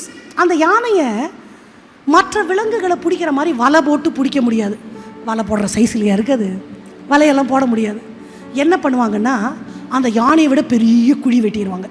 அந்த யானை மாதிரி இன்னொரு மடங்கு குழி, அது மேலே பச்சை இலைகளை போட்டு வைப்பாங்க, சின்ன சின்ன குச்சிகளை வச்சு. இந்த பச்சை இலையை பார்த்த உடனே ஆசையாக அது வந்து அதில் காலை வைக்கும் பாருங்க, தொடக்குன்னு உள்ளே விழுந்துடும். உள்ளே விழுந்த உடனே கொஞ்சம் பட்னி போட்டுருவாங்க. அதுவாக சரியான சோத்ராமன் சாப்பிடலன்னா இருக்காது, அது டன்னாக சாப்பிடும். அதை போய் பட்னி போட்டால் எப்படி? அது முயற்சி பண்ணி பார்த்துட்டு கொஞ்சம் டயர்ட் ஆகிடும். அதுக்கப்புறம் என்ன பண்ணுவாங்கன்னா, புல்டோசர் வச்சு படி மாதிரி நோண்டி நேராக அவரை லாரியில் ஏற்றிடுவாங்க. அவர் பசி மயக்கத்தில் போயிடுவார். அங்கே போனதும் அந்த யானையை ட்ரெயின் பண்ண ட்ரெயினர் ஒருத்தர் இருப்பார். அவரை என்ன சொல்லுவாங்க? பாகன்னு சொல்லுவாங்க. அந்த பாகன் வந்து என்னளவு கூட குண்டா இருக்க மாட்டார், குச்சி மாதிரி இருப்பார். அந்த யானை ஃபூனா விழுந்துருவார், அவ்வளோண்டு இருப்பார். அவர் கையில் ஒரு குச்சி வச்சுருப்பார், போலீஸ் லத்தி வச்சுருக்கிற மாதிரி. அதுக்கு என்ன பேர்? அங்குசம் சொல்லுவாங்க. யானை கையில் ஒன்று இருக்கும். இந்த யானையை ட்ரெயின் பண்ணும்போது என்ன பண்ணுவார்னா, அதில் சின்ன பேக்டரியில் ஒரு எலக்ட்ரிக் ஷாக் இருக்கும். அது சொன்ன பேச்சை கேட்கலன்னா இப்படி டச் பண்ண உடனே அதுக்கு வந்து கரண்ட்டு வந்து பரிச்சயமே இல்லை, விறுவிறுன்ன உடனே அது பயந்துடும். இது இன்னமும் விறுவிறுங்குதே, அவ்வளோதான். அந்த இத்துணூண்டு எலக்ட்ரிக் ஷாக்கு பயந்து அவ்வளோ பெரிய உருவத்தை வச்சிருக்கிற யானை அந்த பல்லி மாதிரி இருக்கிறவன் உட்காருன்னா உட்காரும், எந்திரின்னா எந்திரியும், டான்ஸ் ஆடுன்னா ஆடும், சொல்கிறதெல்லாம் செய்யும். இதை எப்படி டான்ஸுக்கு பழக்குவாங்கன்னா, அந்த பெரிய தகரத்துக்கு கீழே கொஞ்சம் கொஞ்சமாக நெருப்பை இன்க்ரீஸ் பண்ணுவாங்க, ஒரு மியூசிக்கை போட்டு விட்ருவாங்க. இது என்ன பண்ணும்? சூட்டுக்கு 4 காலையை மாற்றி மாற்றி வைக்கும். அப்போ மியூசிக்கு டான்ஸுன்னு நம்ம எல்லாம் கை தட்டுவோம். குறிப்பிட்ட நாள் இதை பண்ணிவிட்டு ஸ்டிக் ஆன் பண்ணிகிட்டே வாங்க. இந்த கதைக்கு நமக்கு நிறைய சம்மந்தம் இருக்குது. நம்ம எல்லாரும் குட்டி யானைங்க இப்போ சொல்கிறேன், அசைஞ்சுக்கிட்டே இருக்கும். ஒரு காலகட்டம் வந்தவொடனே நெருப்பே போட வேண்டாம், கீழே வெறும் தரையில் வச்சு மியூசிக் போட்டாலே ஆடுவார் தலைவர். அப்புறம் அந்த குச்சியில் வந்து கரண்ட்டே தேவையில்லை, சும்மா குச்சியை நீட்டினாலே அது பயந்துக்கிட்டு சொல்கிறதெல்லாம் செய்யும். அந்த யானையினுடைய பலம் என்ன இப்போ நீங்கள் சொல்லுங்கள்? எவ்வளோ பெரிய மரத்தை கூட முறிச்சு வீசிடும். நம்ம குடும்பமாக உட்காந்துட்டு போகிற காரை டாய் கார் மாதிரி எடுத்து தூக்கி போட்டுருவார். காட்டுக்கு ராஜா சிங்கம் கூட யானையை நேருக்கு நேர் போய் மோத முடியாது. யானை மிதிச்சா சிங்கம் செத்துரும். பின்பக்கமாக போய் அது மேலே ஏறி மண்டையில் அடித்து தான் அது வேட்டையாடும். யானையினுடைய பலம் மிகப்பெரியது. இன்னைக்கு வரைக்கும் எல்லா நாட்டிலையும் எல்லா மனுஷரும் யானையை பிரமிப்பாக தான் பார்க்குறோம். அதனுடைய பலத்திற்கு முன்பாக எந்த சக்தியுமே நிற்கவே முடியாது. ஆனால் ஒரு சின்ன கரண்ட்டு, ஒரு சின்ன காரியம், அதற்காக தன்னுடைய மொத்த பலத்தையும் இழந்து எல்லாருக்கும் கேலி பொருளாய் மாறுகிறது அந்த யானை. அந்த யானை மாதிரி தான் நமக்குள்ள ஆண்டவர் வச்சிருக்கிற ஆக்க சக்தி ரொம்ப பெருசு. உங்களுடைய முழங்காலுக்கு இருக்கிற பலன் டைனமிக் பவர் மாதிரி இருக்கு. ஏதோ குடும்ப சூழ்நிலையும் வந்த சின்ன பலவீனமோ, நீங்க உங்க எதிர்பார்ப்பு நிறைவேறாத ஒரு சூழ்நிலை, சின்ன சின்ன சின்ன சின்ன விஷயங்களினால மொத்த பலனையும் இழந்து கூனி குறுகி நான் ஒன்றும் இல்லைன்ற ஒரு முடிவுக்கு வந்துட்டீங்களா? அந்த யானையை பார்த்தா நமக்கு முட்டாளாக தானே தெரியும். உன் பலன் என்னான்னு தெரியுமா? சர்க்கஸ் கூடாரத்துக்குள்ள கோமாளி மாதிரி ஆடிட்டு இருக்கிறியே, நீ நினைச்சா இந்த கூடாரத்தையே பிச்சு வீசிட்டு ராஜா மாதிரி நடந்து போலாமே. எங்கடா போச்சு உன் பலன்? எங்க போச்சு உன்னுடைய பராக்கிரமம்? கேட்போமா இல்லையா? திடீர்னு அதுக்கு யாரும் வந்து சொல்லிட்டாங்க அப்படின்னு வச்சுக்கலாம். எந்திரிச்சு விஸ்வரூபம் எடுத்து நின்றுச்சுன்னா யாராவது அது முன்னாடி நிற்க முடியுமா? நின்று கை தட்டுற கூட்டம் துண்டை காணத்துடைய காணும் ஓடி போயிடும். ஆமாவா? அது மாதிரி தான் உங்கள் முழங்காலுக்கு பவர் இருக்கு. இப்போ நீங்கள் யானையா? எங்கே உங்கள் பலத்தை இழந்திருக்கிறீங்க? எங்கே நம்முடைய சிந்தைகளை சாத்தான் குருடாக்கி முட்டாளாக்கி வைத்திருக்கிறான்? அதை அறிகிறது தான் அவரது பரிபூர்ணமாக்கப்பட்ட சித்தம் இன்னதென்று அறிகிற அறிவு. மனம் புதிதாக்கப்படுகிறது என்பது நான் எதற்காக அழைக்கப்பட்டேன், எதற்காக ஆண்டவர் என்னை ஜீவனோட வச்சிருக்கிறார், நான் இங்கே இருப்பதற்கான நோக்கம் என்ன அப்படின்னு என் கண்ணு திறந்துருச்சுன்னா எல்லாரும் பார்த்து சிரிக்கிற மாதிரி நான் இருக்க மாட்டேன். எல்லாரும் பார்த்து பரிதபிக்கிற நிலைமையில நான் இருக்க மாட்டேன். என்ன நானே பார்த்து நொந்து கொண்டு இருக்க மாட்டேன். ஏதோ ஒரு சூழ்நிலை உங்களை முடக்கி போட்டிருக்கு. அது பலவீனமாக இருக்கலாம், எதிர்பார்ப்புகள் நிறைவேறாமல் போயிருக்கலாம், இல்லை சத்ரு நம்மளுடைய சிந்தைகளை கொள்ளை கொண்டு போய் நம்ம கண்களை குருடாக்கி இருக்கலாம். எங்கே என்னுடைய பலத்தை நான் இழந்தேன் நம்ம ரியலைஸ் பண்ணணும். வேதத்திலிருந்து ஒரே ஒரு தாயை உதாரணம் காட்ட போகிறேன். உதாரணம் காட்டிட்டு இன்னொரு கதை சொல்வேன். 2 கதை சொன்னல, அந்த 2 கதையில் நம்ம எங்கே இருக்கிறோம்னு பார்க்கணும். இப்போ நீங்கள் பதில் சொல்லணும். பெண்கள் எல்லாரும் ப்ரெக்னெண்ட்டாக இருக்கும் போது எல்லாருக்கும் என்ன பாப்பா வேணும்? பெரும்பாலும் என் பொண்ணு பிறந்தா வேணான்னு வீசிடுவோமா? கண்டிப்பாக இல்லை. ஆனால் என்ன பாப்பா தான் வேணும். ஆமாம், எல்லா கலாச்சாரத்துலையும் எல்லாருக்கும் அது யானே தெரில.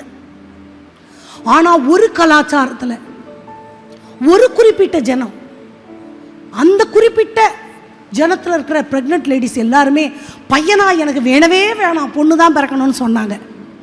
எப்போ? மோசேயினுடைய காலம். கரெக்ட். ஏன்? பொண்ணு பிறந்தா வெட்டி வீசிடுவான். மன்னிக்கணும், ஆண் பிள்ளை பிறந்தா வெட்டி வீசிடுவான். பெண் பிள்ளைன்னா உயிரோடவாவது எந்த பெற்றவளுக்கு பிள்ளைய பலி கொடுக்க துணிவாள்? எஸ், பிறக்கிறதுக்கு முன்னாடியே அந்த சூழ்நிலை, ஒரு ஆண் பிள்ளை பூமியில் வருவதற்கான சூழ்நிலையும் சாத்தியக்கூறுகளுமே இல்லை. யோகபேத் ஆண்டவரை தெரிஞ்ச மகள். ஆமாவா? அப்போது த டே 1 அவங்களுக்கு வந்து ப்ரெக்னென்ட்னு தெரிஞ்சிருச்சு. என்ன ஜோம் பண்ணியிருப்பாங்க? சுகப்பிரசவத்துக்கு கூட ஜோம் பண்ணியிருக்க மாட்டாங்க. எப்படியாச்சும் பொண்ணு குழந்தை. யாராவது ஜோம் பண்ணியிருப்போமா? அப்படி பொண்ணு குழந்தை பொண்ணு குழந்தை பொண்ணு குழந்தை. நர்ஸு எடுத்த உடனே சோத்திர சோத்திர சோத்திர, என்ன குழந்தை? பையன். புஷ்ன்னு போயிருக்கோம். யெகோவா தேவனே, 9 மாதம் நான் பண்ண ஜெபம் ஏன் மௌனமாக இருந்தீர்? நான் ஒரு நாள் விடாமல் பண்ண ஜெபம் உங்கள் காதில் விழலையா? எல்லா பிள்ளையும் வெட்டி வீசுகிற மாதிரி என் பிள்ளைய வெட்டி நைல் நதியில் இருக்கிற முதலைக்கு காவு கொடுக்கணுமா? அதுக்கு தான் என் வயிற்றில் பிள்ளை கொடுத்தீங்களா? ஆண்டவரை கேள்வி கேட்டிருக்கணும்ல. எதிர்மறையான சூழ்நிலைகளிலும் கூட தரிசன கண்களை நிலையாய் கிறிஸ்துவின் மேல வைத்தவள் அந்த யோகபேத். பிள்ளைக்கு உயிருக்கே உத்தரவாதம் இல்ல. இந்த அம்மா பிள்ளைய வளர்க்கறதுக்கு ஸ்கெட்ச் போடுறாங்க. எப்படி? தண்ணியில விடுவாங்களாமா, அது காற்றுல அடிச்சுட்டு போகுமாமா, கோயம்புத்தூர் பாஷையில் சொன்னா. அது தண்ணியில் போகிற குழந்தைக்கு ஏதாவது கேரண்டி இருக்கா? இப்படி தான் போகணும், காற்று இப்படி தான் அடிக்கணும் பிளான் போடுறாங்க, பெரிய இன்ஜினியர் மாதிரி. அந்த அவங்க கையில் படும். இது கற்பனையில் கோட்டை கட்டுற மாதிரி எனக்கு தோணுச்சு. எல்லாரும் பிள்ளை பெக்கிற மாதிரி அந்த அம்மா பெக்கலை. சூழ்நிலை எல்லாம் எதிர்மறையாக இருந்தாலும் பயங்கரமான such a women of positive. இப்படித்தான் நடக்கும். இது எல்லாம் மற்றவங்க பார்வைக்கு காமெடியாக தெரியும், ஆனால் நடந்துச்சா இல்லையா? அவங்க போட்ட மாதிரி அந்த குழந்தைய 3 மாதம் வச்சுட்டு அனுப்புகிறாங்க. தண்ணியில் தான் விட்டாங்க, ஆனால் இவங்க எப்படி பிளான் பண்ணாங்களோ அப்படி போய் கிடச்சிச்சு. அரண்மனையில் வளர்க்கப்பட்டான். உங்களுக்கு இந்த கதை தெரியுன்றதுனால நான் சுருக்கமாக சொல்கிறேன். இந்த அம்மாக்குள்ள தரிசனம் ஒரு ஆண் பிள்ளைய பெறத்துக்கே சாத்தியக்கூறு இல்லை. எவ்வளோ ஜோம் பண்ணிட்டாங்க, ஜபத்தை ஆண்டவர் கேட்கல, பிறந்துருச்சு. புலம்பவே இல்லை. She started planning. எந்த நைல் நதியில் நீ வெட்டி வெட்டி வீசுறியோ அந்த நதியில் என் பையன் மிதப்பான். எந்த சிங்காசனத்தில் ஆண் பிள்ளைய வெட்டி வீசுன்னு நீ சொன்னியோ அந்த சிங்காசனத்தில் அவன் உட்கார்ந்து ஆளுக செய்வான். அல்லேலூயா. நான் கேட்குறேன், எனக்கு தரிசனம் நான் நியமிக்கிறதுக்கு எனக்கு பாசிட்டிவாக சூழ்நிலை வேணும்னெல்லாம் அவசியம் இல்லை. சூழ்நிலை எல்லாம் எதிரானதோ, சுற்றத்தார் உன்னில் பகையானாரோ. சூழ்நிலை எல்லாம் எதிரானதோ, சுற்றத்தார் உன்னில் பகையானாரோ. வல்லவர் உனக்குள்ளே இருக்கிறார், வலக்கரம் தாங்குவார் கலங்காதே. வலக்கரம் தாங்குவார் கலங்காதே. உனக்குள்ளே இருக்கின்ற உன்னேசு என்றும் பெரியவர். கரங்களை தட்டி, இருக்கின்ற என் இயேசு என் மதுரமான வாழ்வு, மரியாததும் எனக்கு எட்டாததுமான பெரிய காரியங்கள் செய்திடுவார். அறியாததும் எனக்கு எட்டாததுமான பெரிய காரியங்கள். மதுரமான வாழ்வு கசப்பானதோ, மதுரமான வாழ்வு கசப்பானதோ. ஒளி வரும் நேரம் இருளானதோ, மதுரமான வாழ்வு கசப்பானதோ. ஒளி வரும் நேரம் இருளானதோ. ஜீவனுள்ள தேவன் இருக்கின்றார், யாவையும் செய்வார் கலங்காதே. யாவையும் செய்வார் கலங்காதே. எனக்குள்ளே இருக்கின்ற என் இயேசு என்றும் பெரியவரே. எனக்குள்ளே இருக்கின்ற என் இயேசு என்றும் பெரியவரே. அந்த பெரிய தெய்வத்திற்கு ஒரே ஒரு தடவை சத்தமா அல்லேலூயா சொல்லலாமா? இன்னும் கொஞ்சம் சத்தமா? சூப்பர். Okay, right. அப்போ எனக்குள்ள வைக்கப்பட்டிருக்கிற தரிசனம் அப்படிங்கிறது சூழ்நிலை, மனுஷன், சாத்தான், பக்கத்தில் இருக்கிறவங்க இவங்கெல்லாம் சொல்லி அணைக்க. அதுக்கு நல்ல உதாரணம் யார் சொன்னேன்? யோகபேத் சொன்னேன். ஆண்டவர் ஜெபத்தில் கேட்கலனா கூட தரிசனம் ஆஃப் ஆகாது. எப்படி? நமக்கு ஒரு ஜெபத்தை ஆண்டவர் கேட்கலன்னு வைங்களேன், ஐயோ என்னை கைவிட்டுட்டீரா, என்னை மறந்துட்டீரா, உமது திருமுகத்தை எனக்கு மறைத்தீரோ, இனி நான் எதுக்கு வாழணும்னு கோச்சுக்கிறோம். பரிசுத்தவான்களுக்கு ஆண்டவர் தருகிற பெரிய பரிசு கேட்கப்படாத ஜெபங்கள். புரியுதா? யாருக்கெல்லாம் இன்னும் ஜெபம் கேட்கப்படலை? என்னோட எல்லா ஜெபத்தையும் ஆண்டவர் கேட்டாரா? புரிஞ்சவங்களுக்கு தான் பதில் சொல்ல முடியும். உங்களுடைய எல்லா ஜெபங்களும் கேட்கப்பட்டதா? இன்னும் எனக்கு ஆண்டவர் ஜெபம் கேட்கணும்னு சொல்கிறவங்க கை தூக்குங்க. எனக்கெல்லாம் நிறையா ஜெபம் இருக்குது. கேட்கப்படாத ஜெபங்களெல்லாம் எனக்கு கொடுக்கப்பட்ட கிஃப்ட். ஏன் தெரியுமா? பின்னானவைகளை எல்லாம் கடந்து இதை தாண்டி நான் ஆண்டவரை பார்க்குறேன் பார்த்தீங்களா? அதுதான் உண்மையான தேவ தேடல். அதுதான் இருதயத்திலேருந்து தேடுகிற தேடல். அது தேவைகளுக்காகலாம் இல்லை, கொடுத்தாலும் கொடுக்காட்டாலும், எங்களை ஆண்டவர் காப்பாற்றினாலும் காப்பாற்றாவிட்டாலும், இந்த நெருப்புக்கு எங்களை ஆண்டவர் விலக்கலனாலும் அவரை நான் மறுதளிக்கவெல்லாம் மாட்டேன். அல்லேலூயா. அதுதான் இப்போ எதிர்மறையான சூழ்நிலைகளில் கூட தரிசனம் வந்து என்ன பண்ணாது, மாறவே மாறாது. நமக்கு ஏன் மாறிடுச்சுன்னா, நம்ம தரிசனம் ரொம்ப வீக் தரிசனமாக இருக்குது. ஆசரிப்பு கூடாரத்தில் ஒரு விளக்கு தண்டில் நெருப்பு என்ன பண்ணும், எரிஞ்சுக்கிட்டே இருக்கும். எண்ணெய் காலியாச்சுன்னா ஊற்றணும், எண்ணெய் காலியாச்சுன்னா ஊற்றணும். ஆகக்கூடி 24/7 அது. அந்த மாதிரி தான் இந்த தரிசனம். உலகத்தால், மனிதனால, சத்துருவால, பலவீனங்களினால, சூழ்நிலைகளினால அவிக்கவே முடியாத ஒரு தரிசன தீ உங்களுக்குள்ள ஏற்கனவே இருக்கு. இப்போ கொஞ்சம் சோர்ந்து போகுது, அதுக்கெல்லாம் எண்ணெய் ஊற்றுறதுக்கு தான் நாங்கள்லாம் இருக்கிறோம். அனல் மூட்டி எரிய விடு, அயல் மொழியில் மைனர் போலமா தினம் பேசு, உனக்கு கிடைத்த இறைவனின் கொடையை கொழுந்து விட்டு எரிய செய் மகளே. எனக்குள்ள அவியாத அக்கினியா உன்னை ஆண்டவர் கொடுத்துருக்கிறார். அதை நான் அவிச்சு போடவே கூடாது, அணைக்கவே கூடாது. நெகட்டிவ்னா அது அணைஞ்சிரும். ஜெபம் குறைஞ்சா அது அணைஞ்சிரும். இன்னொன்று சொல்கிறேன், நம்மெல்லாம் உலகத்து மாதிரி நம்ம பாவமெல்லாம் செய்ய முடியாது. இப்பிரபஞ்சத்திற்கு ஒத்த வேஷம். நம்ம அவங்க சினிமாவுக்கு போவாங்க, நம்ம போக முடியாது. அவங்க குடிப்பாங்க, பொம்பளைங்க கூட குடிப்பாங்க, நம்ம அப்படி செய்ய மாட்டோம். உலகத்தார் செய்கிற பாவங்களை நான் செய்ய மாட்டேன். அப்போ பாவம் என்னை விட்டு ஆண்டவரை பிரிக்கணும்னா என்ன பாவமாக இருக்கும்? இதுதான் நெகட்டிவான எண்ணங்கள், என்னை குறித்து இருக்கிற எனக்கு சோர்வுகள். அவங்க சொன்னாங்க வருத்தம், இவங்க சொன்னாங்க வருத்தம், சொல்கிறவங்க சொல்லிட்டு தான் இருப்பாங்க. நான் ஆண்டவரை பார்த்து எனக்குள்ள வைத்திருக்கிற அந்த தரிசனத்தை எடுத்து ஆண்டவரை மட்டும் பார்த்து பார்த்து பார்த்து ஓடிக்கொண்டே ஓடிக்கொண்டே ஓடிக்கொண்டே இருப்பதற்காக அழைக்கப்பட்டவர்கள். அல்லேலூயா. ஒரு கதை சொன்னல, இன்னொரு கதை சொல்கிறேன். இன்னொரு கதை சொல்லி நம்ம முடிக்க போகிறோம். குதிரை பிடிக்கும்ல, ஒரே ஜூவாக இருக்குதே. யானை வந்துச்சு, அடுத்து குதிரை வருது. குதிரையும் நமக்கு பிடிக்கும். குதிரைன்னா யுத்தத்தில் முன்னாடி நிற்கும். ஏசப்பா வெள்ளை குதிரையில் ஏறி வருவார்ன்றதுனால வெள்ளை குதிரையை பார்த்தா இன்னும் கொஞ்சம் நேரம் பார்க்கலான்னு எனக்கு தோணும்.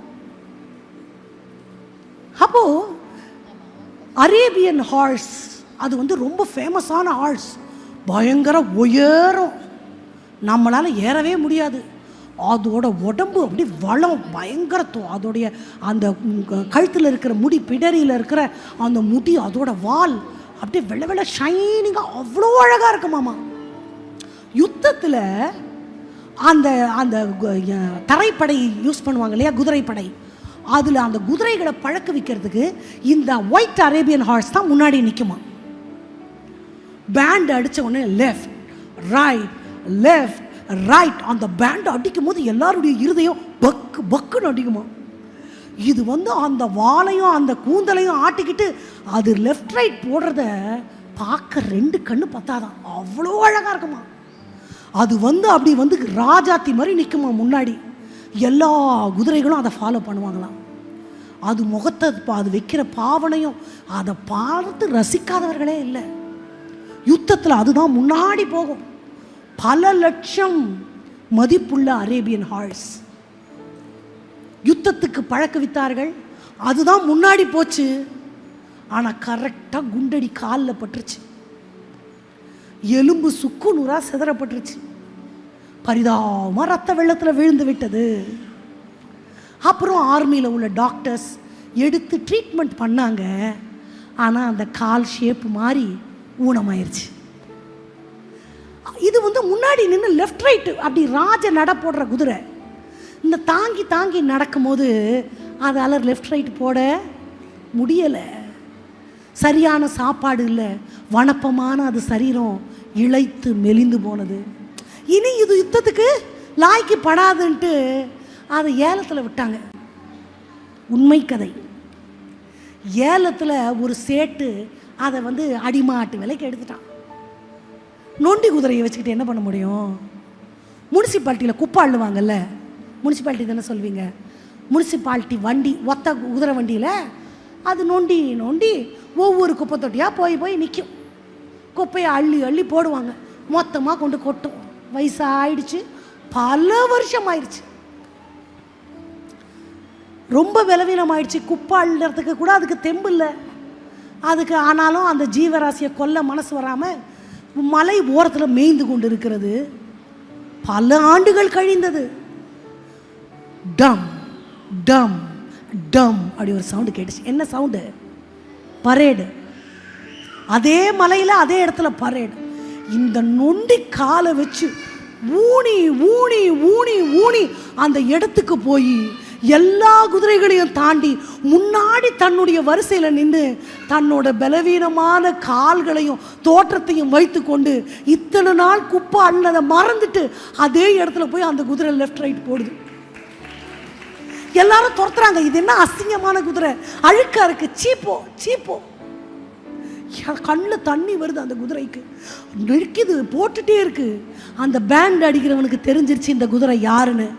எல்லாம் விரட்டும் போது no no no no please stop stop, யாரும் அதை டிஸ்டர்ப் பண்ணாதீங்கன்னு அழுது கொண்டே அவனை அடிக்கிறான். பல மணி நேரங்கள் தன்னுடைய உடைந்த கால்கள், பலனிழந்த சரீரத்தோடு தன்னுடைய இழந்த அந்த அந்த அந்த ஸ்லாக்கியத்தை நினைவு கூர்ந்து அழுது கொண்டே அதில் அந்த அந்த குதிரை நடை பழகியதாக ஒரு சம்பவம். யானை தன்னுடைய மொத்த பலனையும் மறந்துட்டு காலமெல்லாம் அடிமையாயிருச்சு. இங்கே ஒரு குதிரை சூழ்நிலையால் மோசமானாலும் திடீர்னு அந்த சத்தத்தை கேட்கும் பொழுது தன்னுடைய தரிசனத்தையும் அழைப்பையும் அது நினைவு கூறுகிறது. இப்போ நான் கேட்குறேன், இந்த யானையை மாதிரி நான் இருக்கணுமா, குதிரை மாதிரி நான் இருக்கணுமா? You're right.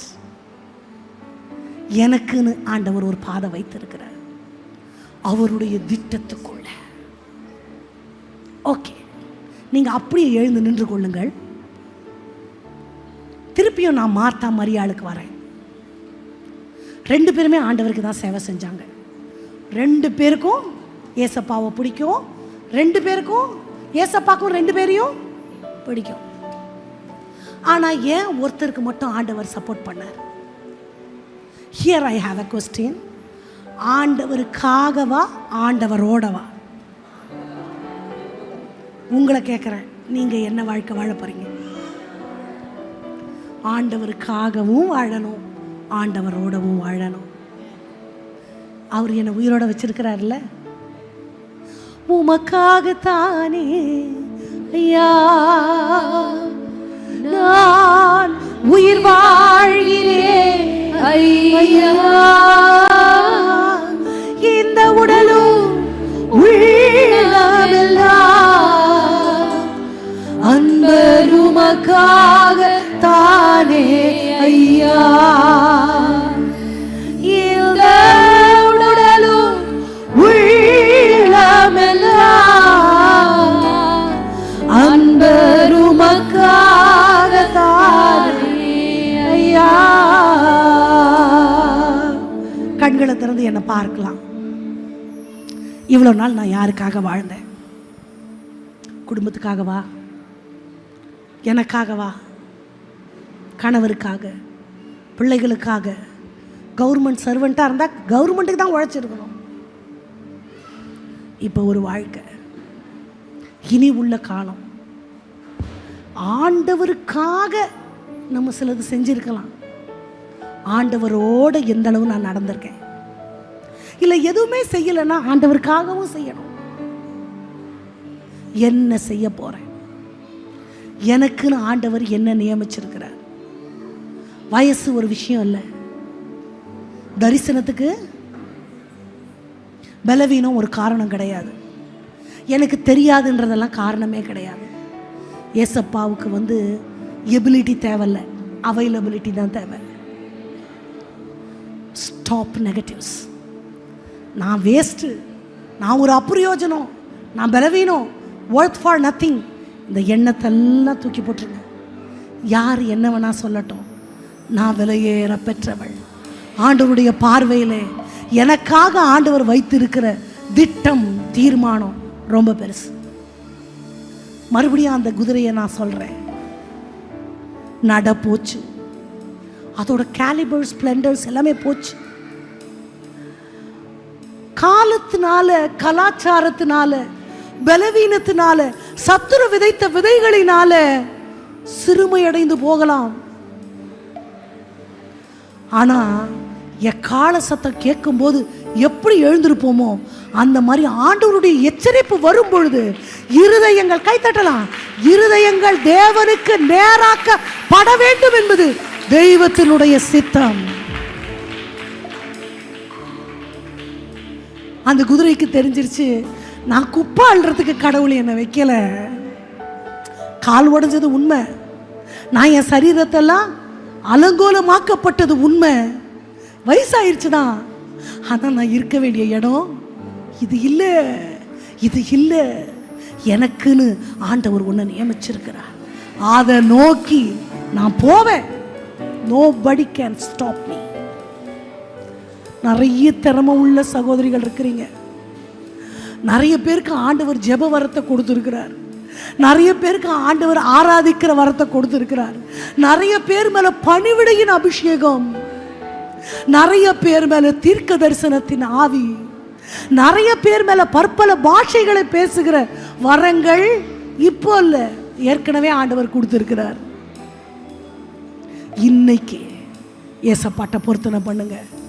உமக்காக நான் ஓடுவேன், உம்மோடு வாழ்வேன். இதுல நான் செலக்ட் பண்ண சொல்லல, ரெண்டையுமே செய்யுங்க. எனக்குள்ள அருளப்பட்ட அந்த ஆவி கர்த்தர் அருளின தீபம். இந்த காரிருள், உலக பிரகாரமான காரியங்கள் எல்லாவற்றையும் கடந்து தேவனுக்கு நேராய் ஓடுவதற்கென ஒரு அழைப்பு என் சிரசின் மேலே இருக்கின்றவங்க எல்லாம் தங்களுடைய சிரசின் மேலே கை வச்சு கொள்ளுங்க. கலாச்சார கட்டுகள், சத்துரு விதைத்த எல்லா விதைகள், உலகம் சுகலகத்தினால சூட்டப்பட்ட பழிகள் இயேசுவின் நாமத்தில் எங்க சரீரங்களை விட்டு, எங்க சிந்தைகளை விட்டு மாறட்டும் என்று கட்டளை கொடுக்கிறப்பா. ஒரே நிமிட கண்களை திறந்து மறுபடியும் என்ன பார்க்கணும் எல்லாரும். ராகாபை பத்தி முதல்ல படிக்கும் பொழுது பேருக்கு பின்னாடி என்ன இருக்கும் கூச்சப்படாம சொல்லுங்க. எனக்கு சொல்ல கஷ்டமா இருக்கு. ஆனா அவங்க சந்ததியில யாரு வரா? இயேசு கிறிஸ்து. புதிய ஏற்பாட்டில் அந்த வார்த்தை இருக்காது. வேசின்ற வார்த்தை புதிய ஏற்பாட்டில் இருக்காது.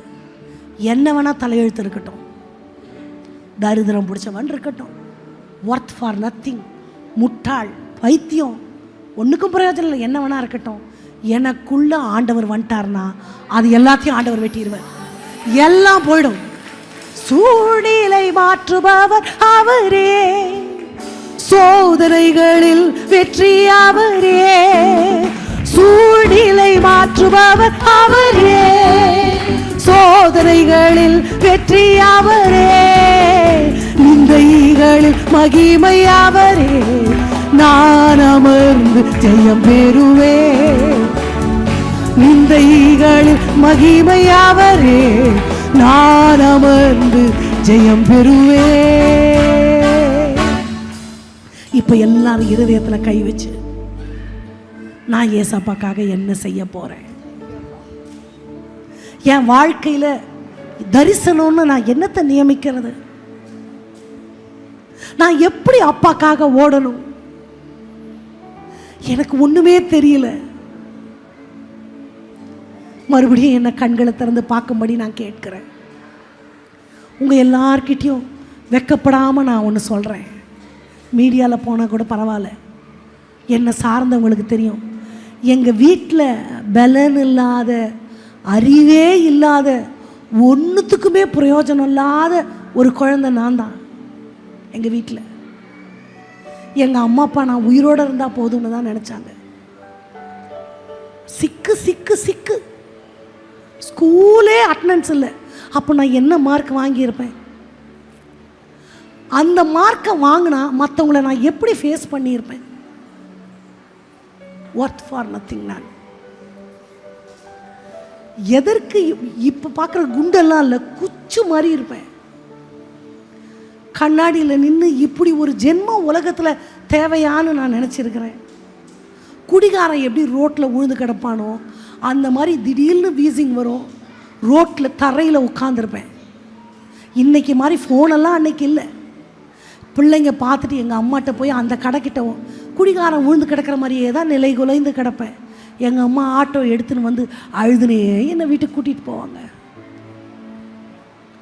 நான் ஊழியம் செய்வேன், எனக்கு திருமணம் ஆகும், எனக்கு குழந்தை பிறக்கும், ஆண்டவருக்காக ஏதோ ஒன்று செய்ய முடியும்லாம் ஒரு கற்பனை கூட எனக்கு இல்லை. இது எப்படி ஆகும் என் ஆண்டவனே அப்படின்ற வார்த்தை எனக்கு ரொம்ப தகும். கடவுளுக்கு முன்னாடி சொல்கிறேன், நான் ஊழியம் செய்யணுன்றது என்னுடைய தரிசனம் இல்லை, எங்கள் அம்மா அப்பாவோட தரிசனம். அந்த தாய் தகப்பனுடைய தரிசனம் என்னை இங்கே கொண்டாந்து நிறுத்தியிருக்கு, எனக்கு இல்லை. தாய்மார்கள் சொல்கிறேன், உங்கள் தரிசனம் உங்கள் சந்ததிகளை தேவனுக்கு நேராக்கும். இப்ப எல்லாரும் கண்களை மூடி, நான் என்ன செய்ய முடியும் ஆண்டவரே? வேறும் கைய நாகவும் கண்டு கொள்ளல் ஆகுமா? 2 கைகளை ஆண்டவருக்கு நேரா உயர்த்தி என்னை வச்சு ஏதாவது பயன்படுத்த முடியும்? எனக்கு என்ன தரிசனம் வைக்கிறதுன்னு கூட எனக்கு தெரியலப்பா. நான் என்ன செய்ய முடியும் எனக்கு தெரியல. எனக்குள்ள என்ன எபிலிட்டி இருக்கு அது கூட எனக்கு தெரியல. ஆனா நீங்க செய்ய நினைக்கிற யாவற்றையும் நான் செய்து முடிக்கணும். எனக்கு ஆசை மட்டும் இருக்குன்றவங்க கரங்களை உயர்த்துங்க. பரலோக ராஜ்யம் இந்த கரங்களை பார்க்கிறது. பரலோகத்தின் முத்திரை உங்க சிரசின் மேல விழுகிறது. நம்பிக்கை இருக்கிறவர்கள் எல்லா கரங்களை உயர்த்தி, நான் அந்த வரிகளை நானும் அக்காவும் பாடும் பொழுது நீங்க பேசிக்கொண்டே இருக்கணும் ஆண்டவருக்குள்ள. இந்த உடலும் உள்ளமெல்லாம் அப்பாட்ட பேசுங்க. அன்பருமக்காக தானே ஐயா. நாங்க பாடிட்டே இருப்போம், நீங்க பேசிட்டே இருங்க. ஏசப்பா, நான் உங்களுக்காக தான். நான் என்ன செய்யணும் நீங்க சித்த வச்சிருக்கிறீங்களோ அதை என் வாழ்க்கையில நிறைவேற்றுங்க ஆண்டவரே. தானே ஐயா, உமக்காக தானே ஐயா, நான் உயிர் வாழ்கிறேன் ஐயா, உமக்காக தானே ஐயா, நான் உயிர் வாழ்கிறேன் ஐயா. இந்த உடலும் உள்ளமெல்லாம் அன்பருமக்காக தானே ஐயா. இந்த உடலும் உள்ளமெல்லாம் சொல்லிக்கொண்டே பேசிக்கொண்டே இருங்க. என் சிந்தைக்குள்ள இருக்கிற எல்லா நெகட்டிவ்ஸ் மாறட்டும். சத்துரு எரிகிற எல்லா அக்கினி அசரங்கள் இயேசுவின் நாமத்துல உமது பிள்ளைகளுடைய சிந்தைகளை விட்டு அகலுவதாக. புத்தி கெட்டாத சமாதானம் உலகம் கொடுக்கவும் எடுக்கவும் கூடாத அந்த சமாதானம் இருதயங்களிலே வாசப்படுவதாக ராஜா. எல்லாருமாய் ஆண்டவரை நோக்கி எல்லா கட்டுகள் அகலும்படி அவரது பரிபூரணமாக்கப்பட்ட சித்தம் எங்க இருதயங்களிலே, உள்ளிந்திரியங்களிலே, சிந்தைகளிலே கோதுமை மணி போல் கோதுமை மணி போல் மடிந்திடுவே உமக்காய். நீர் எந்த நோக்கத்திற்காக அழைக்கிறோ அந்த நோக்கம் பிள்ளைகளுடைய வாழ்க்கையில எல்லாரும் இந்த நேரத்தை வீணாக்காதபடி ஜெபித்துக் கொண்டே பலன் கொடுப்பே. மாறும் நிந்தை சிலுவை அவமானம் நிந்தை சிலுவை அனுதினம் உமக்காய் சுமக்கின்றேன், அனுதினம் உமக்காய் சுமக்கின்றேன்.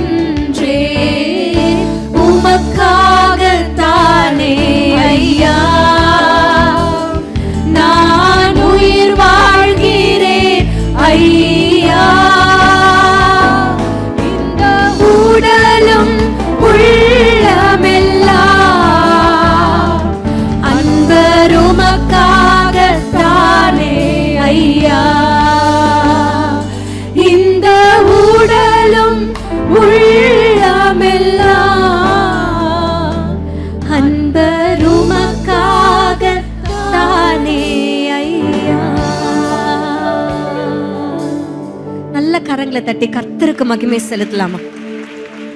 நன்றி அப்பா, நன்றி அப்பா, நன்றி அப்பா. எத்தனையோ உடைந்து போன உள்ளங்களுக்கு கர்த்தர் இன்றைக்கு பேசி இருக்கிறார்.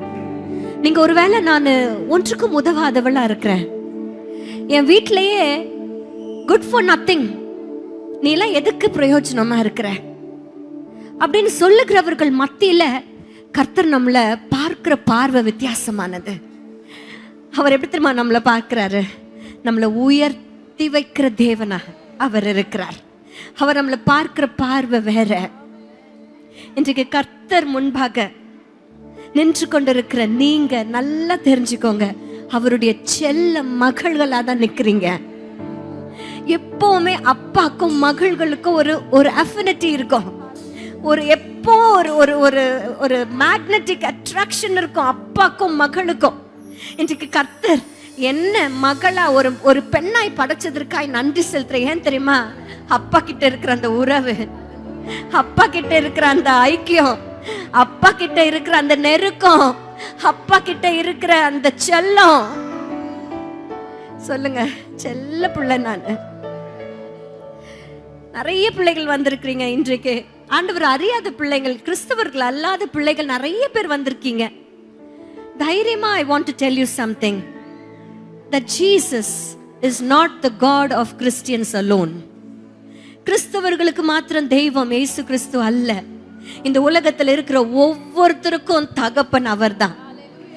இந்த உலகத்துல இருக்கிற தெய்வத்தை அப்பான்னு கூப்பிட முடியும்னா ஏசப்பா மாத்திரம்தான். ஹல்லேலூயா.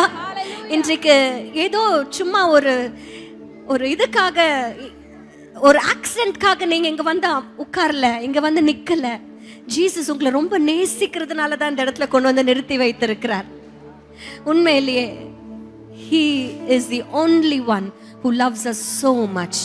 And remember, உங்களுக்குள்ள அவர் பலனை வச்சு தான் படைச்சிருக்கிறார். நமக்குள்ள இருக்கிற பலனை நம்ம கண்ணிலேயே காட்டக்கூடாதுன்னு நினைக்கிற சத்ரு. ஆனா நமக்குள்ள இருக்கிற பலனை நம்ம எப்ப புரிந்து கொள்ளுகிறோமோ அப்போ we will choose the right thing. Amen. Hallelujah. இன்றைக்கு கர்த்தருடைய வார்த்தை பலமா இறங்கினதற்காய் கர்த்தருக்கு முதல்ல நன்றி சொல்லி, அக்காக்கு இரண்டாவதாய் நன்றி சொல்லி, கரங்களை தட்டி கர்த்தருக்கு மகிமை செலுத்தலாமா? நன்றி அப்பா, நன்றி அப்பா, நன்றி அப்பா.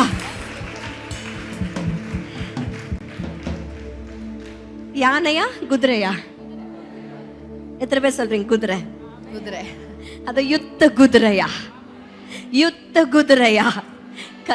இனி வரப்போற நாட்களை நம்ம நிக்க போறோம். ஒரு நாளும் யாரும் இனிமேற்கொண்டு நான் வேஸ்ட் அப்படின்னு சொல்லவே கூடாது. இன்னைக்கு ஒரு முடிவு எடுத்துட்டு போங்க, ஏசப்பானுடைய பிள்ளைங்க யாரும் வேஸ்ட் கிடையாது. அப்பா பாடி இருப்பாரு, உடைந்த பாத்திரம்னா அது உமக்கே தெரியும், ஆனா பயன்படுத்துகிறவர் அவர் இருக்கையில நமக்கு ஒரு குறைவும் இல்ல.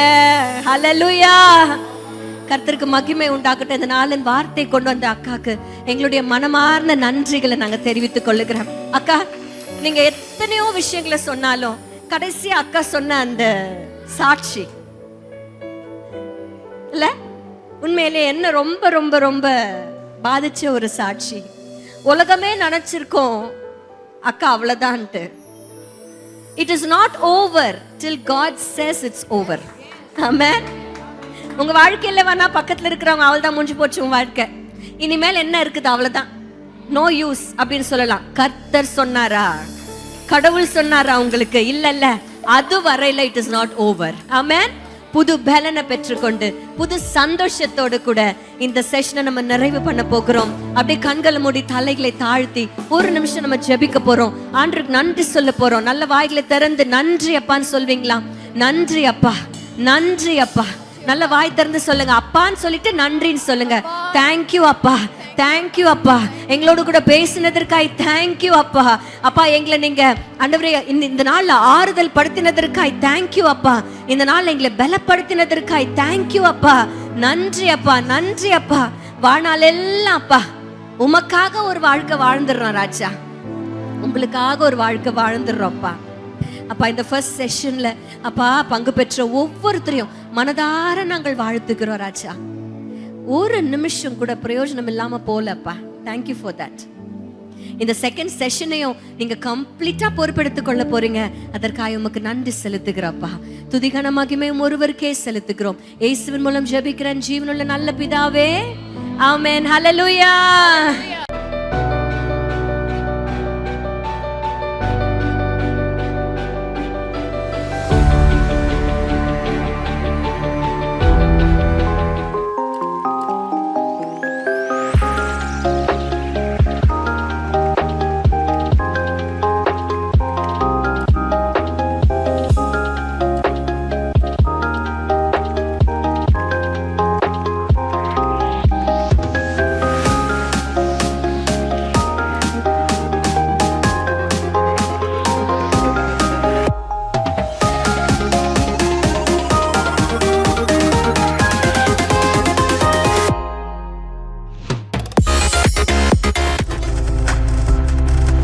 நீங்கள் பார்த்துக் கொண்டிருப்பது உங்கள் ஜாய் டிவி. உங்கள் துக்கம் சந்தோஷமாய் மாறும்.